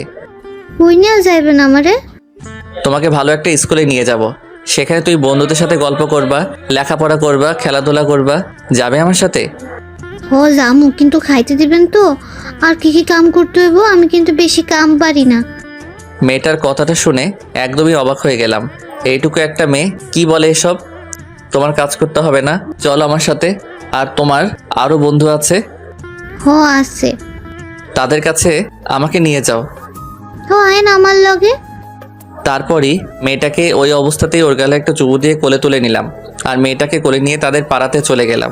আনিকাও আমার সাথে। আনিকা শুধু অবাক দৃষ্টিতে আমাকে দেখছিল। যাই হোক, মেয়েটাকে নিয়ে একটা চিপাকড়িতে ঢুকতেই দেখলাম আরো অনেকগুলো শিশু। তাদেরকে একজন মুরব্বী বয়সের লোক ভিক্ষার গান শিখাচ্ছে। দেখে রাগ উঠে গেল। আর তখনই এই বুড়ো, এইগুলো কি শিখাচ্ছ এগুলো? আপনার সমস্যা কি? যা খুশি তাই শিখামো। আমার অনেক সমস্যা, বাচ্চাদের দিয়ে এগুলো করানো ঠিক না। কোনটা ঠিক আর কোনটা বেঠিক আপনার কাছ থেকে শিখতে হবে নাকি? ওদের খাওন তো আর আপনি দেন না।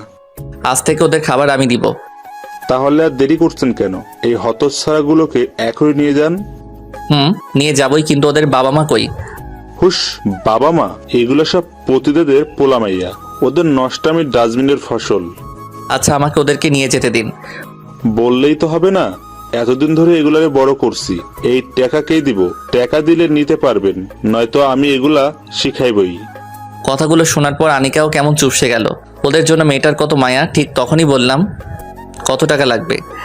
5 লক্ষ টাকা দিলেই ওদের সবাইকে যেতে দেব। তারপরে আনিকাকে কিছুক্ষণের জন্য থাকতে বলে ওখান থেকে চলে আসলাম। আর প্রায় 30 মিনিট পরে ওখানে টাকা নিয়ে ওখানে গেলাম আর ওদেরকে নিয়ে আসলাম। তারপর সবাইকে একটা এতিমখানায় নিয়ে যেতেই কয়েক শত ছোট শিশু আমার দিকে দৌড়ে আসলো। সবাই আমাকে আব্বু আব্বু বলে ডাকতে লাগলো। আনিকা তখন আমার দিকে অবাক করা দৃষ্টিতেই তাকিয়ে আছে। ঠিক তখনই ওখানকার হুজুর এসে বলল, স্যার, আল্লাহ আপনার কল্যাণ করুক। আজকে নতুন কাউকে নিয়ে এসেছেন। হ্যাঁ চাচা, আজকে এই শিশুগুলোকে নিয়ে এসেছি, এদের দায়িত্ব কিন্তু তোমার। আপনি সাথে থাকলে আমিও রাজি। চাচা, ওদেরকে নতুন পোশাক পরাও আর ভালোভাবে গোসল করিয়ে দিও। আমরা আজ সারাদিন একসাথে অনেক মজা করব। আনিকা, তুমি আমার সাথে থাকবে তো? বলতে না বলতেই মেয়েটার চোখ দিয়ে অজর ধারায় বৃষ্টি ঝরতে শুরু করলো। আর ওর মুখ দিয়ে ও এমনভাবে হাসতে লাগলো যেন ও অনেক অনেক খুশি। কি হলো, আনিকা থাকবে তো? হ্যাঁ আবিদ, আমি থাকবো। আর আমি সবার সাথে আজ অনেক মজা করব। ঠিক তখনই সব বাচ্চাদের ডাক দিয়ে বললাম, বাবুরা, এটা তোমাদের নতুন আম্মু, ওকে সবাই আম্মু বলেই ডাকবা। বলতে না বলতে সব শিশুরা দৌড়ে আনিকার কোলের দিকে দৌড়ে গেল আর আনিকা ওদের জন্য মাটিতে বসে দুহাত বাড়িয়ে দিল। বাচ্চাগুলোকে একদম নিজের সাথে জড়িয়ে ধরে অনেকক্ষণ কাটিয়ে দিল। এই প্রথম আনিকাকে এত খুশি দেখে নিজের মনে এতটাই খুশি লাগছিল যেটা আগে কখনোই আমার লাগেনি। মেয়েটাও বাচ্চাদের সাথে একদম বাচ্চা হয়ে মিশে গেল। বিকেলবেলা ওখানে ভালো খাবারের আয়োজন করা হলো আর সব বাচ্চাদের নতুন পোশাক কিনে দিলাম। আনিকা নিজ হাতে সবাইকে খাইয়ে দিচ্ছে। কত ভালো লাগছে। ঠিক তখনই বাচ্চাদের খাওয়ানোর সময় ওর সামনে বসে পড়লাম আর হা করে বললাম, ওদেরকে খাইয়ে দিবে আর আমাকে কি দিবে না? আনিকা তখনই একদম থ হয়ে গেল। কি গো, দিবে না খাইয়ে? আমারও তো খুব খিদে পাইছে। তোমাকে তো। এই দেখো, এমন করছো কেন গো? দাও না গো, একটু খাইয়ে, খুব খিদে লাগছে তো। বলেই হা করে রইলাম। তারপরে আনিকা আমার মুখের দিকে হাতে খাবার নিয়ে হাত বাড়িয়ে দিল। আমি খেতে যাব, ঠিক তখনই খাবারটা নিচে পড়ে গেল। তখন ওর দিকে তাকাতে দেখলাম অন্যদিকে তাকিয়ে আমাকে খেতে দিচ্ছিল। খুবই খারাপ লাগছিল। একটু খেতে চাইলাম, তাও সেটা নিজ ইচ্ছাতে দিল না। হয়তো আমার জোর করার কারণেই অনিচ্ছা দিতে চেয়েছিল। চুপ করে উঠে গেলাম। আমাকে উঠে যেতে দেখেই আনিকা কেমন জানি হয়ে গেল। আমি ওখান থেকে অন্য একটা কর্নারে গিয়ে দাঁড়িয়ে রইলাম আর ভাবতে লাগলাম, ও কি আমাকে কখনোই বুঝবে না? ঠিক তখনই কেউ আমার হাতে ধরে টান দিল। তাকাতে দেখলাম আনিকা। আনিকাকে দেখে খুব অবাক হয়ে গিয়েছিলাম, কারণ এই প্রথম আনিকা নিজে আমার হাত ধরেছে। আমি অবাক চোখে ওর দিকে তাকিয়ে রইলাম। ঠিক তখনই ও বলল, কি হলো, চলে আসলে কেন? খাবে না? না। সরি, আসলে কখনো কোনো ছেলেকে এইভাবে খাইয়ে দেয়নি তো, তাই নিজের কাছে অনেক সংকোচ বোধ হচ্ছিল। আপনাকে সরি বলতে হবে না, আসলে বুঝতেই পারিনি। সবকিছু সবার কপালে সয় না, আর খারাপ মানুষদের কপালে তো আরো সয় না। ভেবে নিব আমার কপালেও তাই। আনিকাকে হঠাৎই আপনি করে বললাম। সরি, চলো খেতে যাবে। না, যাব না। আর আপনি বাচ্চাগুলোকে নিয়ে খেতে যান, ওরা খাবে এখন। তুমি খাবে না? শুধু বাচ্চাদের কথাই কি ভাববে? আমি না খেলেও সমস্যা নেই, কিন্তু ওরা না খেয়ে থাকলে অনেক সমস্যা। বাচ্চাগুলোকে অনেক ভালোবাসো বুঝি। নিজের থেকেও বেশি। যেদিন আমার জীবন থেকে ইভা নামক মেয়েটা হারিয়ে গেল, সেদিন থেকে ওরা আমার সবকিছু। এই ইভা আবার কে? বাদ দিন, সময় হলেই বলবো। এখন ওদেরকে খেতে দিন। সাথে যে তোমাকেও যেতে হবে। ঠিক তখনই বাচ্চাগুলো আমাকে জড়িয়ে ধরছে আর বলছে, চলো না আব্বু, তুমি আমাদের সাথে খাবে, চলো না। তখন সবার কথাই খেতে গেলাম। তারপরে আনিকা আমার সাথে খুব ভালোভাবে কথা বলতে লাগলো, নিজ হাতে খাইয়ে দিল। খুব খুব বেশি ভালো লাগছিল। সারাদিনে অনেক মজার আনন্দের মাঝে বৈশাখ পালন করে দুজনে বাসায় চলে আসলাম। রাতে একা একা ছাদে বসে তারাদের সাথে উকি মারছিলাম। ঠিক তখনই আনিকা এসে হাজির। আবিদ, জানো আজকে আমি খুব খুশি। আজকের মতো কোনো দিন এত খুশি আমি হইনি। সত্যি তুমি অনেক ভালো। আমি আবার কি করলাম? এই যে এতিম বাচ্চাদের এত ভালোবাসো আর তারাও তোমাকে কত ভালোবাসে। জানো আবিদ, তোমাকে আমি সেলুট জানাই। কেন? কারণ তোমার ওখানে অনেক ছেলে বাচ্চার পাশাপাশি অনেক মেয়ে বাচ্চাও আছে যাদের কোনো বাবা মা নেই। তো জানো, এই মেয়েগুলো একদিন সমাজের নির্মমতায় একদিন পতিতা হয়ে যাবে। মানে কি উল্টাপাল্টা বলছো এগুলো? আবির, যখন মেয়েগুলো আস্তে আস্তে এইভাবে রাস্তায় বড় হবে তখন তারা হয়ে যাবে রাস্তার মেয়ে। তাদেরকে কেউ বিয়ে করবে না। অভাবের তাড়নায়, খিদের জ্বালায় তারা একদিন এই পতিতা পেশাই বেছে নিবে, আর সমাজে তখন আরো পতিতা বেড়ে যেত। কথাটা বলেই মেয়েটা কান্না করে দিল। বুঝতেই পারলাম না হঠাৎ আনিকা এগুলো কেন বলছে আর কেনই বা এমন কান্না করে দিল। ঠিক কিছুক্ষণ পরই মাথায় আসতে লাগলো ও তো মিথ্যা বলেনি। মেয়েগুলো যখন একটু বড় হয়ে যেত, রাস্তায় থাকার কারণে মানুষরূপী অনেক শেয়াল কুকুরের থাবার নিচে নিজেদের বলি দিতে হতো, আর একটা সময় ঠিকই খারাপ পথটাই বেছে নিত। কথাগুলো যদিও আগে কখনোই ভাবিনি, কিন্তু আনিকার এমন আচরণ দেখেই মনের ভিতর ভাবনার সঞ্চার হতে লাগলো। আবির, তুমি না ওদেরকে কখনো খারাপ হতে দিও না। খারাপ পথটা অনেক কষ্টের। একবার খারাপ হয়ে গেলে নিজেকে আর ভালো করা যায় না। এই তুমি এগুলো কি বলছো? সত্যি বলছি। পতিতা শব্দটাতে মাত্র 3টা অক্ষর, কিন্তু এর ভয়াবহতা যে কতটা খারাপ সেটা আমার মতো পতিতারাই জানে। ওই কি বললি তুই? তোকে বলছি না কখনোই নিজেকে পতিতা বলবি না, সব কিছু ভুলে যেতে, ভুলে গিয়ে সুন্দরভাবে জীবনযাপন করতে। আর একবার যদি নিজেকে পতিতা বলিস তাহলে রেগে ওকে মারতেই চোখ দিয়ে পানি বের হতে লাগলো। মেরে ফেলবে তাই তো? এই তুই এগুলো কি বলছিস? তোকে আমি মেরে ফেলবো? না রে, তোকে কখনোই মারবো না রে, নিজে মরে গেলেও তোকে মরতে দিব না বলেই কান্না করতে লাগলাম। আর তখনই নিজের সমস্ত শক্তি দিয়ে আনিকাকে জড়িয়ে ধরলাম। আমিও কাঁদছি, আনিকাও কাঁদছে, আর সেই কাদার মাঝখান থেকে আমার মুখ দিয়ে একটা কথাও বের হচ্ছিল, ভালোবাসি রে তোকে, খুব ভালোবাসি। কেন বুঝিস না তুই? তোকে যে অনেক বেশি ভালোবাসি, সব সময় এই বুকে আগলে রাখবো তোকে, খুব ভালোবাসি, খুব বেশি ভালোবাসি। আনিকাকে জড়িয়ে ধরেই আকাশের দিকে তাকিয়ে চোখের নোনা জল ফেলছিলাম আর কথাগুলো বলছিলাম। ঠিক তখনই আনিকা বলে উঠল, তুমি আমাকে যতই ভালোবাসো না কেন, আমি তোমাকে ভালোবাসতে পারবো না। তোমার জীবনে আমি নিজেকে চিরদিনের জন্য জড়াতে পারবো না। কথাটা বলে আনিকা নিজেকে ছাড়িয়ে নিল। তখন ঝাপসা চোখে ওর দিকে তাকালাম। খুব বেশি অবাক হয়ে গেলাম ওর কথা শুনে, কিন্তু কিছুই বলতে পারছি না। আনিকাও আমার দিকে কেমন করে তাকিয়ে আছে। চাঁদের আলোতে শুধু ওর চোখ দুটি চকচক করছে। আনিকাকে ঠিক তখনই বললাম, কেন আনিকা, আমি কি তোমার যোগ্য না? নাকি আমি খারাপ বলে সেই যোগ্যতা হারিয়ে ফেলছি? বিশ্বাস করো আনিকা, আমি একদম ভালো হয়ে যাব, কখনোই অন্যায় কাজ করব না।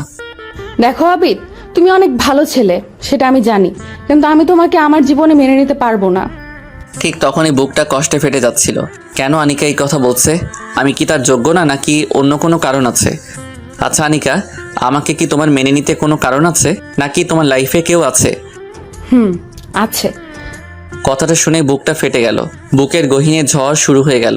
ভাবতেই অবাক লাগে এই পৃথিবীতে আমি কত অসহায়। আনিকা ঠিক আছে, তাহলে আমি আর তোমাকে এই বিষয় নিয়ে কখনোই আর জোর করব না। আসলে আমি বুঝতেই পারিনি আমার কপালটা এত পোড়া। দেখোই না, একটা মেয়েকে ভালোবেসে যখন সব মেয়েকে ঘৃণা করতাম, ঠিক তখনই আবার তোমাকে ভালোবেসে ফেলি। কিন্তু বুঝতেই পারিনি আমার ভালোবাসা সার্থক না। জানো আনিকা, ছোটবেলায় খুব দুষ্ট ছিলাম আমি। বাবা মা থাকতে তাদের কাছে যা চাইতাম তারা যেভাবেই হোক সেটাই আমাকে এনে দিত, আর না দেয়া পর্যন্ত অনেক জেদ ধরতাম। বয়স যখন মাত্র 12 বছর, ঠিক তখনই একদিন একটা অ্যাক্সিডেন্টে বাবা মা মারা যায়, আর হারিয়ে যায় বাবা মা নামক ছায়াটা। সেদিন অনেক কান্না করেছিলাম। এরপর থেকে কেউ কখনোই আমার চাওয়া কোনো জিনিস আমাকে এনে দেয়নি। এরপর আমার চাচাও আমার সকল সম্পত্তি আত্মসাৎ করে ফেলে, রাস্তায় বের করে দিল আমাকে। হয়ে গেলাম রাস্তার ছেলে। আস্তে আস্তে বড় হতে লাগলাম। কাজ করে পড়াশোনা করতাম, সারা রাত কাজ করে দিনে স্কুলে যেতাম। আস্তে আস্তে যখন ভার্সিটি লাইফে চলে গেলাম, তখন ইভা নামের একটা মেয়েকে অনেক পছন্দ হয়, আর মেয়েটা অনেক বেশি সুন্দর ছিল। আস্তে আস্তে ফ্রেন্ডশিপ, আর তারপর রিলেশন। হঠাৎই একদিন দেখলাম ও আরেকটা ছেলের সাথে ঘুরছে, আর আমি জিজ্ঞেস করার কারণে ও বলেছিল আমার মতো গরিব অযোগ্য ছেলের সাথে নাকি ওর মানায় না, টাকাই ওর কাছে সব। সেদিন ও আমাকে অনেক অপমান করে, নিজে অনেক সুন্দর বলে অনেক অহংকার করেছিল। সেদিন নিজেকে কোনোভাবে ঠিক রাখতে পারিনি। টাকা কিভাবে আয় করতে পারি সেটাই ভাবা শুরু করলাম। এরপরই ঘটনাক্রমে আমার চাচার কাছ থেকে আমি আমার সম্পত্তি আদায় করে নিলাম। বাবার সম্পদ পেয়ে হয়ে গেলাম কোটিপতি। কোটিপতি হবার পরই সুন্দরী মেয়েদেরকে অনেক ঘৃণা করি, কারণ ইভার সেই চরিত্রটা আমার সামনে ভেসে আছে। আর সবচাইতে মজার ঘটনা হলো, আমার লাইফে টাকার বিনিময়ে রাত কাটানো প্রথম মেয়েও ওই ইভাই। পরে টাকার জন্য আমার সাথে রাত কাটাই সে। দিনে ভদ্রবেশধারী হলেও রাতে ওর মতো খারাপ আর কেউ ছিল না। সেদিন থেকেই সুন্দরী মেয়েদেরকে হেট করতাম, কারণ তাদের সৌন্দর্যের ভিতর যে কতটা কালো থাকে সেটা ইভাকে না দেখলে বুঝতেই পারতাম না। যাই হোক, এরপর আর কোনো মেয়েকে কখনোই ভালোবাসিনি, কারণ তখন আমি নিজেই খারাপ জগতের বাসিন্দা। এরপর তোমার সাথে পরিচয়, আর তোমার সবকিছু জেনেও আবারও নিজেকে পরিবর্তন করে ফেলি। এরপরে তোমাকে খুব ভালোবেসেছি, বিশ্বাস করো আনিকা, তোমাকে খুব ভালোবাসি। প্লিজ আমাকে একা করে দিও না। আর তুমি তো আমার বিয়ে করা বউও, তাই না? বলেই চোখ দিয়ে পানি বের করতে লাগলাম, কিন্তু সেটা হয়তো আনিকার কাছে কিছুই না। ওর মনে আমার জন্য একটু দয়া হলো না। ও তখনই বলে উঠল, আবিদ, আমি তোমার সব কিছু বুঝতে পারছি, কিন্তু তারপরেও আমি তোমাকে মেনে নিতে পারবো না। তবে দয়া করি তুমি যেন ভালো একটা মেয়েকে বউ করতে পারো। আর তুমি এখন অনেক ভালো একটা ছেলে, তোমাকে যে কেউ পছন্দ করবে। আর আমার মতো খারাপ একটা মেয়েকে নিয়ে বেশি কিছু ভেবো না, আর ভাবলে ভুল করবে। আর একটা কথা মনে রেখো, আমি তোমার 2 মাসের জন্য বউ হয়েছি, সারা জীবনের জন্য না।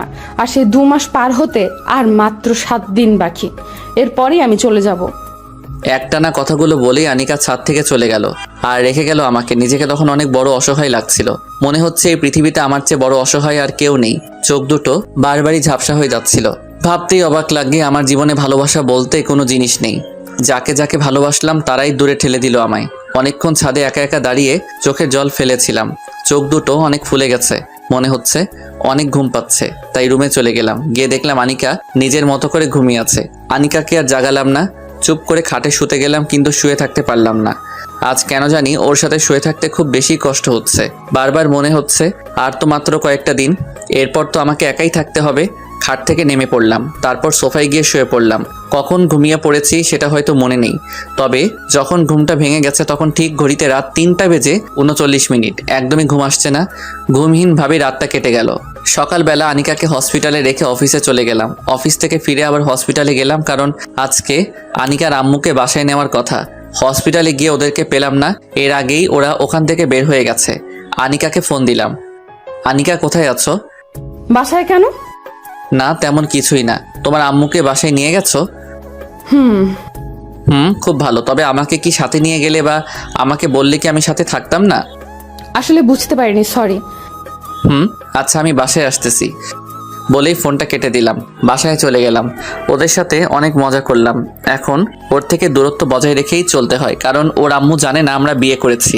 উনি জানে ও আর আমি বন্ধু। ওর আম্মু, আমি আর আনিকা 3 জনে মিলে খুব আনন্দে দিন কাটাচ্ছিলাম। সবার মুখেই হাসি ছিল। আনিকার আম্মু মন থেকে আমাকে অনেক পছন্দ করত, আর উনি আমাকে কয়েকবার বলেছিল আনিকা আমি বিয়ে করে সব সময়ের জন্য রেখে দিতে, কিন্তু বারবারই তখন আনিকা অমত করে। হঠাৎই আনিকা আমাকে বলল, আবিদ, কিছু কথা বলার ছিল। বলো আনিকা। একটু ছাদে আসো।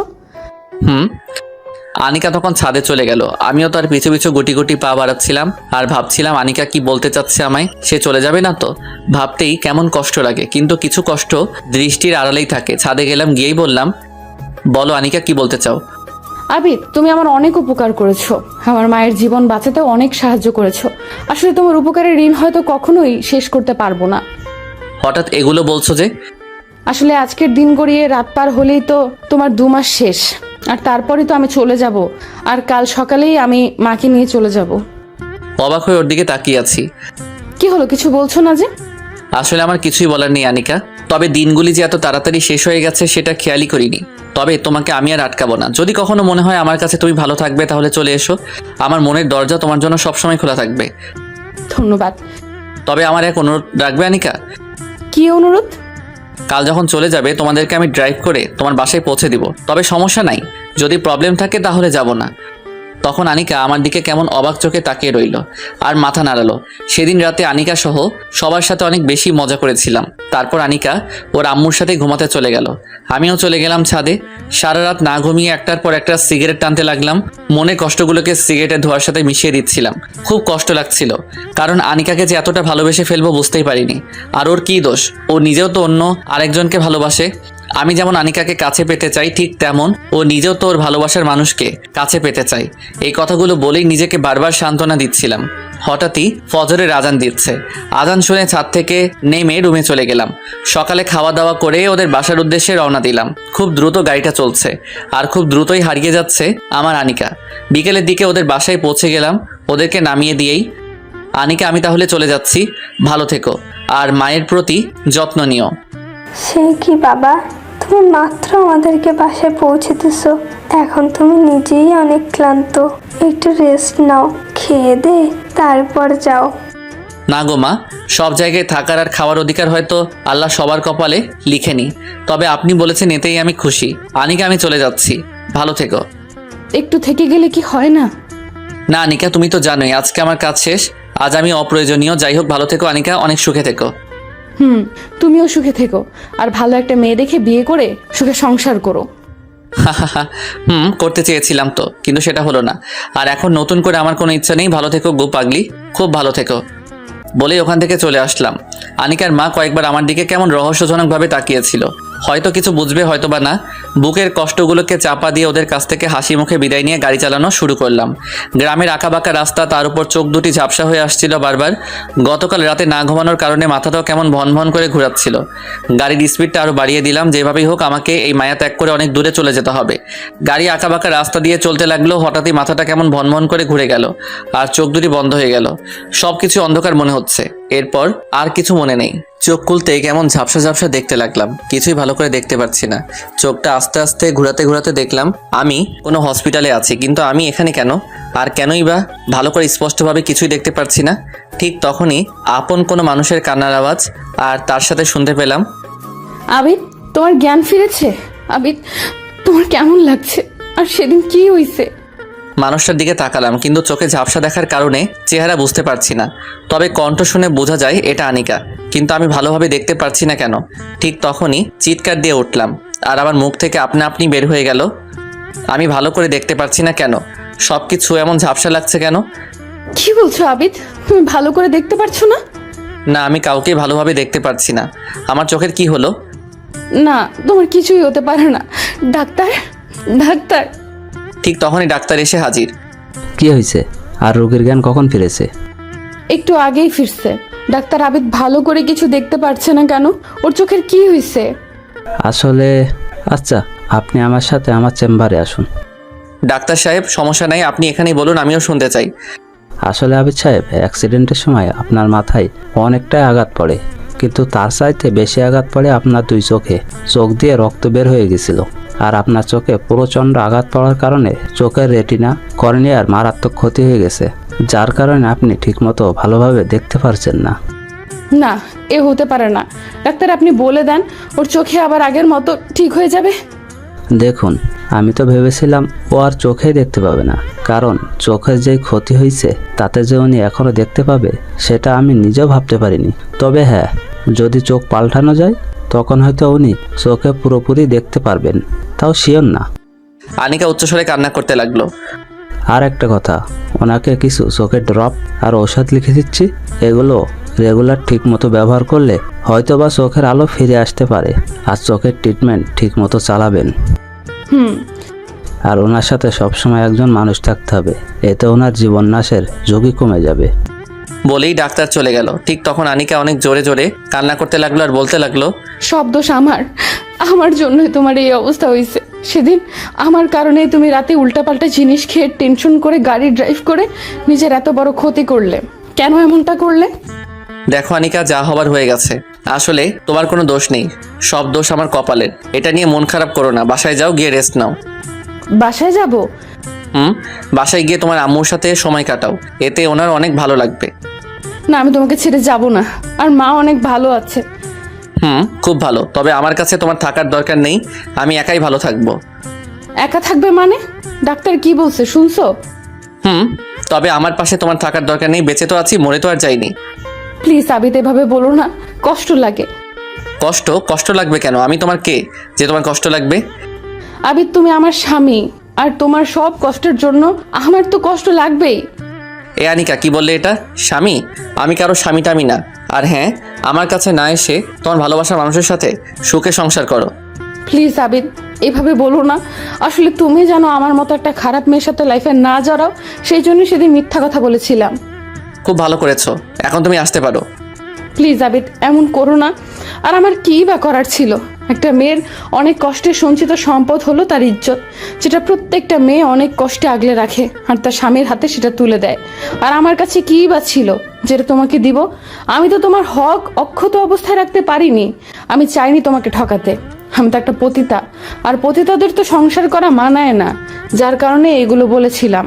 আবিদ, আমাকে তুমি মাফ নাই করো, মেনে নাই নাও, তবু তোমার এই সময়টাতে তোমার পায়ের নিচে আমাকে একটু ঠাঁই দাও। বলেই মেয়েটা অনেক কান্না করতে করতে পায়ে পড়ে গেল আর অনেক ফুপাতে ফুপাতে কান্না করতে লাগলো। পুরো শরীরটা প্রচণ্ড ব্যথা করছে। শোয়া থেকে তখনও উঠতে পারিনি। আর আনিকার এমন কীর্তি দেখে আমার ঝাপসা চোখগুলো আরও বেশি ঝাপসা হয়ে গেল। চাইলেই আনিকাকে আজ অনেক কিছু বলতে পারতাম, কারণ তার একটা মিথ্যা কথার জন্যই আমার আজ এই অবস্থা। সেদিন রাতে এত ড্রিঙ্ক না করলে হয়তো আজ এমন হতো না, কিন্তু আনিকাকে কিছুই বলতে পারলাম না, কারণ ভালোবাসার টান যে এতটা ভয়াবহ যেটা সত্যিকারের প্রেমিক ছাড়া আর কেউ অনুভব করতে পারে না। আনিকা, পা ছেড়ে দাও। আসলে কি বলবো বুঝতেই পারছি না। সেদিন তুমি তোমার অবস্থানের কথা চিন্তা করে আমার কাছ থেকে দূরে সরে গিয়েছিলে। আজ যদি আমি আমার এই করুণ অবস্থার কথা চিন্তা করে তোমাকে আমার জীবনে আর নাই জড়াই। কথাটা বলতে আনিকা চিৎকার দিয়ে কেঁদে উঠল। প্লিজ আবিদ, এমনটা করো না। দরকার পড়লে তোমার যত প্রকার শাস্তি আছে সব আমাকে দাও, তারপরও এমন করো না। আর তুমি হয়তো জানো না, তোমার বুকে মাথা না রাখলে এখন আর ঘুমই আসে না। খুব কষ্ট হয়, বুক সেটে কান্না আসে, অসহ্য মরণ যন্ত্রণা লাগে। এইগুলোর একটাই কারণ, আমিও যে তোমায় ভালোবাসি, কিন্তু নিজে একটা পতিতা বলে সেগুলো প্রকাশ করতে কখনোই সাহস পাইনি। প্লিজ আমাকে ফিরিয়ে দিও না। আমাকে না হয় তোমার ওই দিনগুলোতে তোমার পাশে থাকার সুযোগ দাও। তুমি সুস্থ হলে না হয় আমাকে তাড়িয়ে দিও। প্লিজ আমাকে এখন তোমার পাশে থাকতে দাও।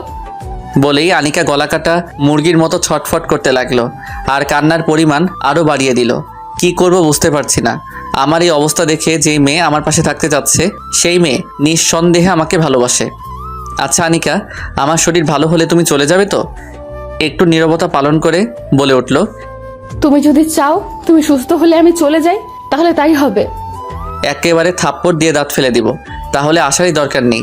যদি সারা জীবনের জন্য আমার কাছে আসতে পারো তাহলে এসো, আর যদি না পারো ক্ষণিক সময়ের জন্য আসার দরকার নেই। আমি রাজি, কখনোই তোমাকে ছেড়ে যাব না। জীবন থাকতে তোমাকে একা করব না। আর আমাকে অনেক ভালোবাসতে হবে কিন্তু। নিজের চাইতেও বেশি ভালোবাসবো তোমায়। একটা কথা বলবো? তোমার শরীরে খুব ব্যথা করছে তাই না? যদি অনুমতি দাও তাহলে তার অর্ধেক ভাগ আমি নিব। কিভাবে? আগে অনুমতি দাও। দিলাম। এরপর কি হলো বুঝতেই পারলাম না, কারণ কিছু বুঝে ওঠার আগেই আনিকা আমার মাথার পাশে এসে বসলো আর আমার মাথার পাশে বসেই ওর ঠোঁট আর আমার ঠোঁট এক করে নিল।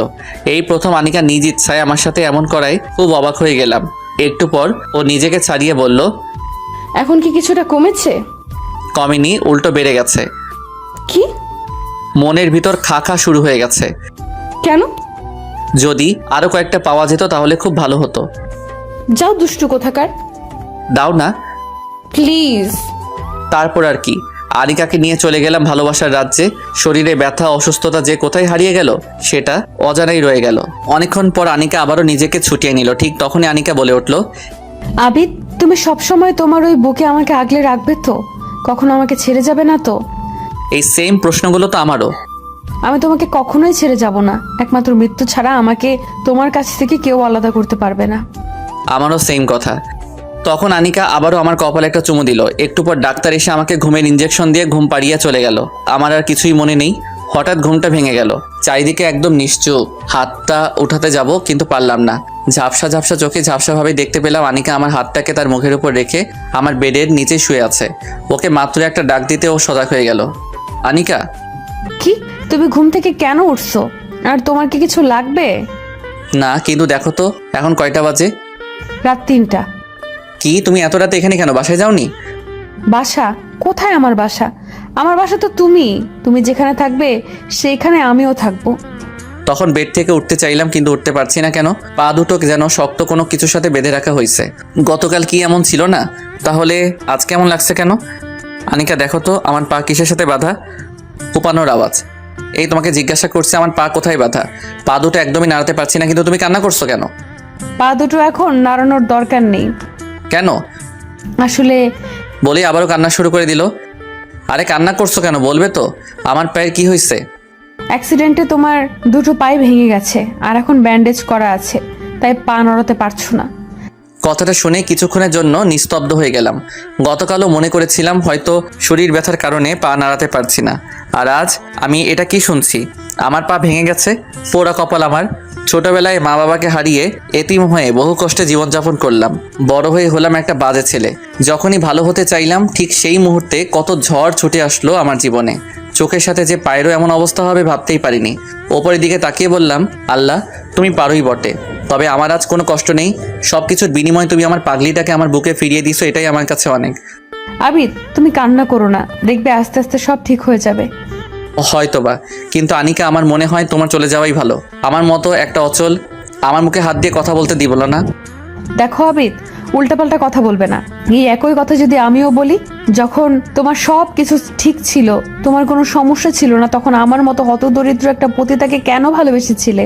একটা পতিতাকে এতটা ভালোবাসা পায়? চাই, মন থেকে চাইলে সবকিছু সম্ভব। ঠিক একই কথা আমারও, মন থেকে চাইলে একটা অচল মানুষকেও ভালোবাসা যায়। আর হ্যাঁ, তোমাকে আমি আবার আগের মতো গড়ে তুলবো, তুমি একদমই ভেঙে পড়বে না। কি বলবো বুঝতেই পারছি না। এই ভালোবাসাটা যদি আগে দেখাতো তাহলে হয়তো এত কিছু হতো না। তারপর আমি সুখী, কারণ ও তো আমাকে এখন ভালোবাসে। আচ্ছা আনিকা, ঘুমিয়ে পড়ো। তুমিও ঘুমাও। দুজনে শুয়ে পড়লাম, কিন্তু দুজনের জায়গাটা একদমই ভিন্ন। আমি শুয়ে আছি হসপিটালের বেডে, আর পাগলিটা শুয়ে আছে অর্ধেক বসে। মাথাটা আমার বেডের আমার মাথার সাইডে, আর শরীরটা হসপিটালের ফ্লোরে। গভীর রাত, হয়তোবা রাতটা প্রায় শেষ, চোখে ঘুম নেই, শুধু আনমনে তখন আনিকার কথাই ভাবছি। মেয়েটার সুন্দর জীবনটা আমার মতো একটা অচলের সাথে শেষ করে দিবে? চাইলে তো ওর জীবনটাও এখন ভালো করে সাজাতে পারে, কিন্তু তা করছে না কেন? তাহলে কি ভালোবাসার জোরেই ও এমন করছে? ভাবতে ভাবতে ফজরের আজান শুনে চোখটা বন্ধ করে ফেললাম আর ঘুমানোর মিথ্যা অভিনয় করলাম, কারণ আনিকা ইতিমধ্যে জেগে গেছে। ও উঠেই বাইরের দিকে গেল, আর একটু পর আবারও ফিরে এলো। দরজাটা অফ করে ও বেডের এক সাইডে চলে গেল।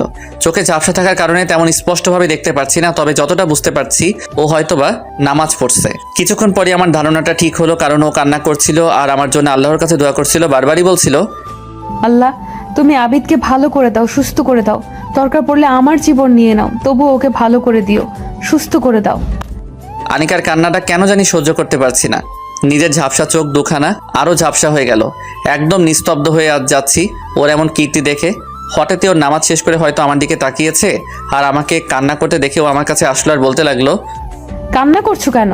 খুব বেশি কষ্ট হচ্ছে তোমার? অনেক খারাপ লাগছে তোমার, তাই না? দেখবে আল্লাহ ঠিক তোমাকে ভালো করে দিবে। হুম একদম কান্না করবে না, আমি তো তোমার পাশেই আছি, তাই না? হুম তুমি কান্না করলে যে আমার খুব কষ্ট হয় আবিদ, অনেক কষ্ট লাগে, নিজেকে অনেক বড় অপরাধী মনে হয়। প্লিজ কান্না করো না। কিছুই আর বললাম না, একটা দীর্ঘশ্বাস ফেলে চোখ দুটো বন্ধ করে রাখলাম। এভাবেই হসপিটালে কেটে গেল প্রায় একটা মাস। এই একটা মাসে আনিকার সেবা আর ট্রিটমেন্ট সব মিলিয়ে আমার অবস্থা খুবই ভালো, তবে চোখে এখনো ঝাপসা দেখি। চোখে ঝাপসা দেখলেও সব কিছু বুঝতে পারি। আর পায়ের অবস্থা অনেক ভালো, হয়তো সামনের সপ্তাহে আমাকে বাসায় নেবার কথা বলেছে ডাক্তার। দেখতে দেখতে একটা সপ্তাহ কেটে গেল, এতগুলি দিন কেটে গেল বুঝতেই পারিনি। আর বুঝবই বা কিভাবে? যার পাশে এমন একজন আছে সে কষ্টে থাকলেও তো অনেক সুখী। সত্যি বলতে এতগুলো দিন আনিকা আমাকে ছাড়া একটা মুহূর্ত আমার কাছ থেকে দূরে যায়নি। ওর আম্মু সহ দুজনেই একের পর এক আমার সাথে সময় দিয়েছে, সেবা করেছে। আর আনিকার কথা কি বলবো, সকাল থেকে শুরু করে আর রাত শেষ হওয়া অবধি মেয়েটা আমার পাশেই থাকতো, অনেক উৎসাহ দিত। বারবারই বলতো, আবিদ তুমি আবারও ঠিক হয়ে যাবে, তোমার কিছুই হবে না, আজ আমাকে বাসায় নিয়ে যাবে।